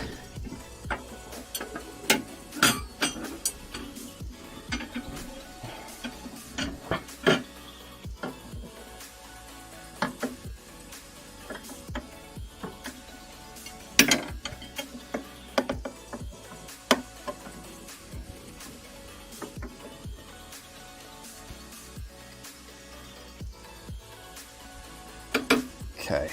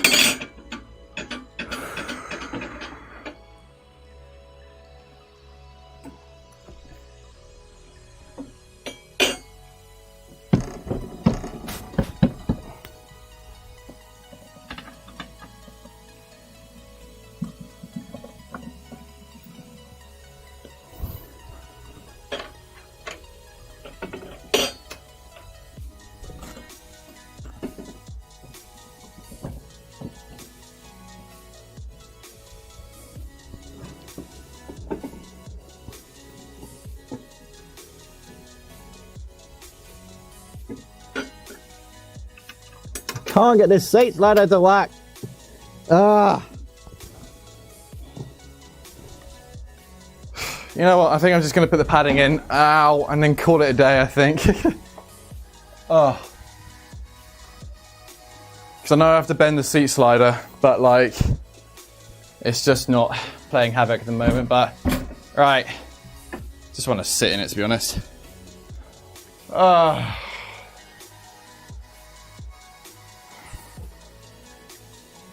Yay. Oh dear me. Right, I think we're going to call it there, just because I've been working on this for a while, and I'm a bit hungry and a bit tired and a bit sweaty, to be honest. So, but yeah, there we go, everybody. Thank you very much for tuning in for however long we've been streaming for.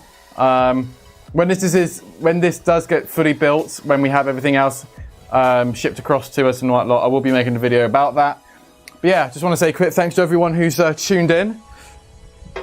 Effectively, it's almost, yeah, almost there, but there we go. Oh dear, but yeah, there we are, everybody. Thanks very much for everyone for tuning in. Hope you did enjoy it so far. If you haven't already, make sure to click the like button down below. I am so sweaty, but yeah, we're almost there, but yeah, just gotta wait for a few more parts to come in, but yeah, thanks everyone for tuning in, and I'll see you, let me turn off the music real quick. And I'll see you probably next week at some point. So yeah, take it easy everybody. See you soon. Bye-bye.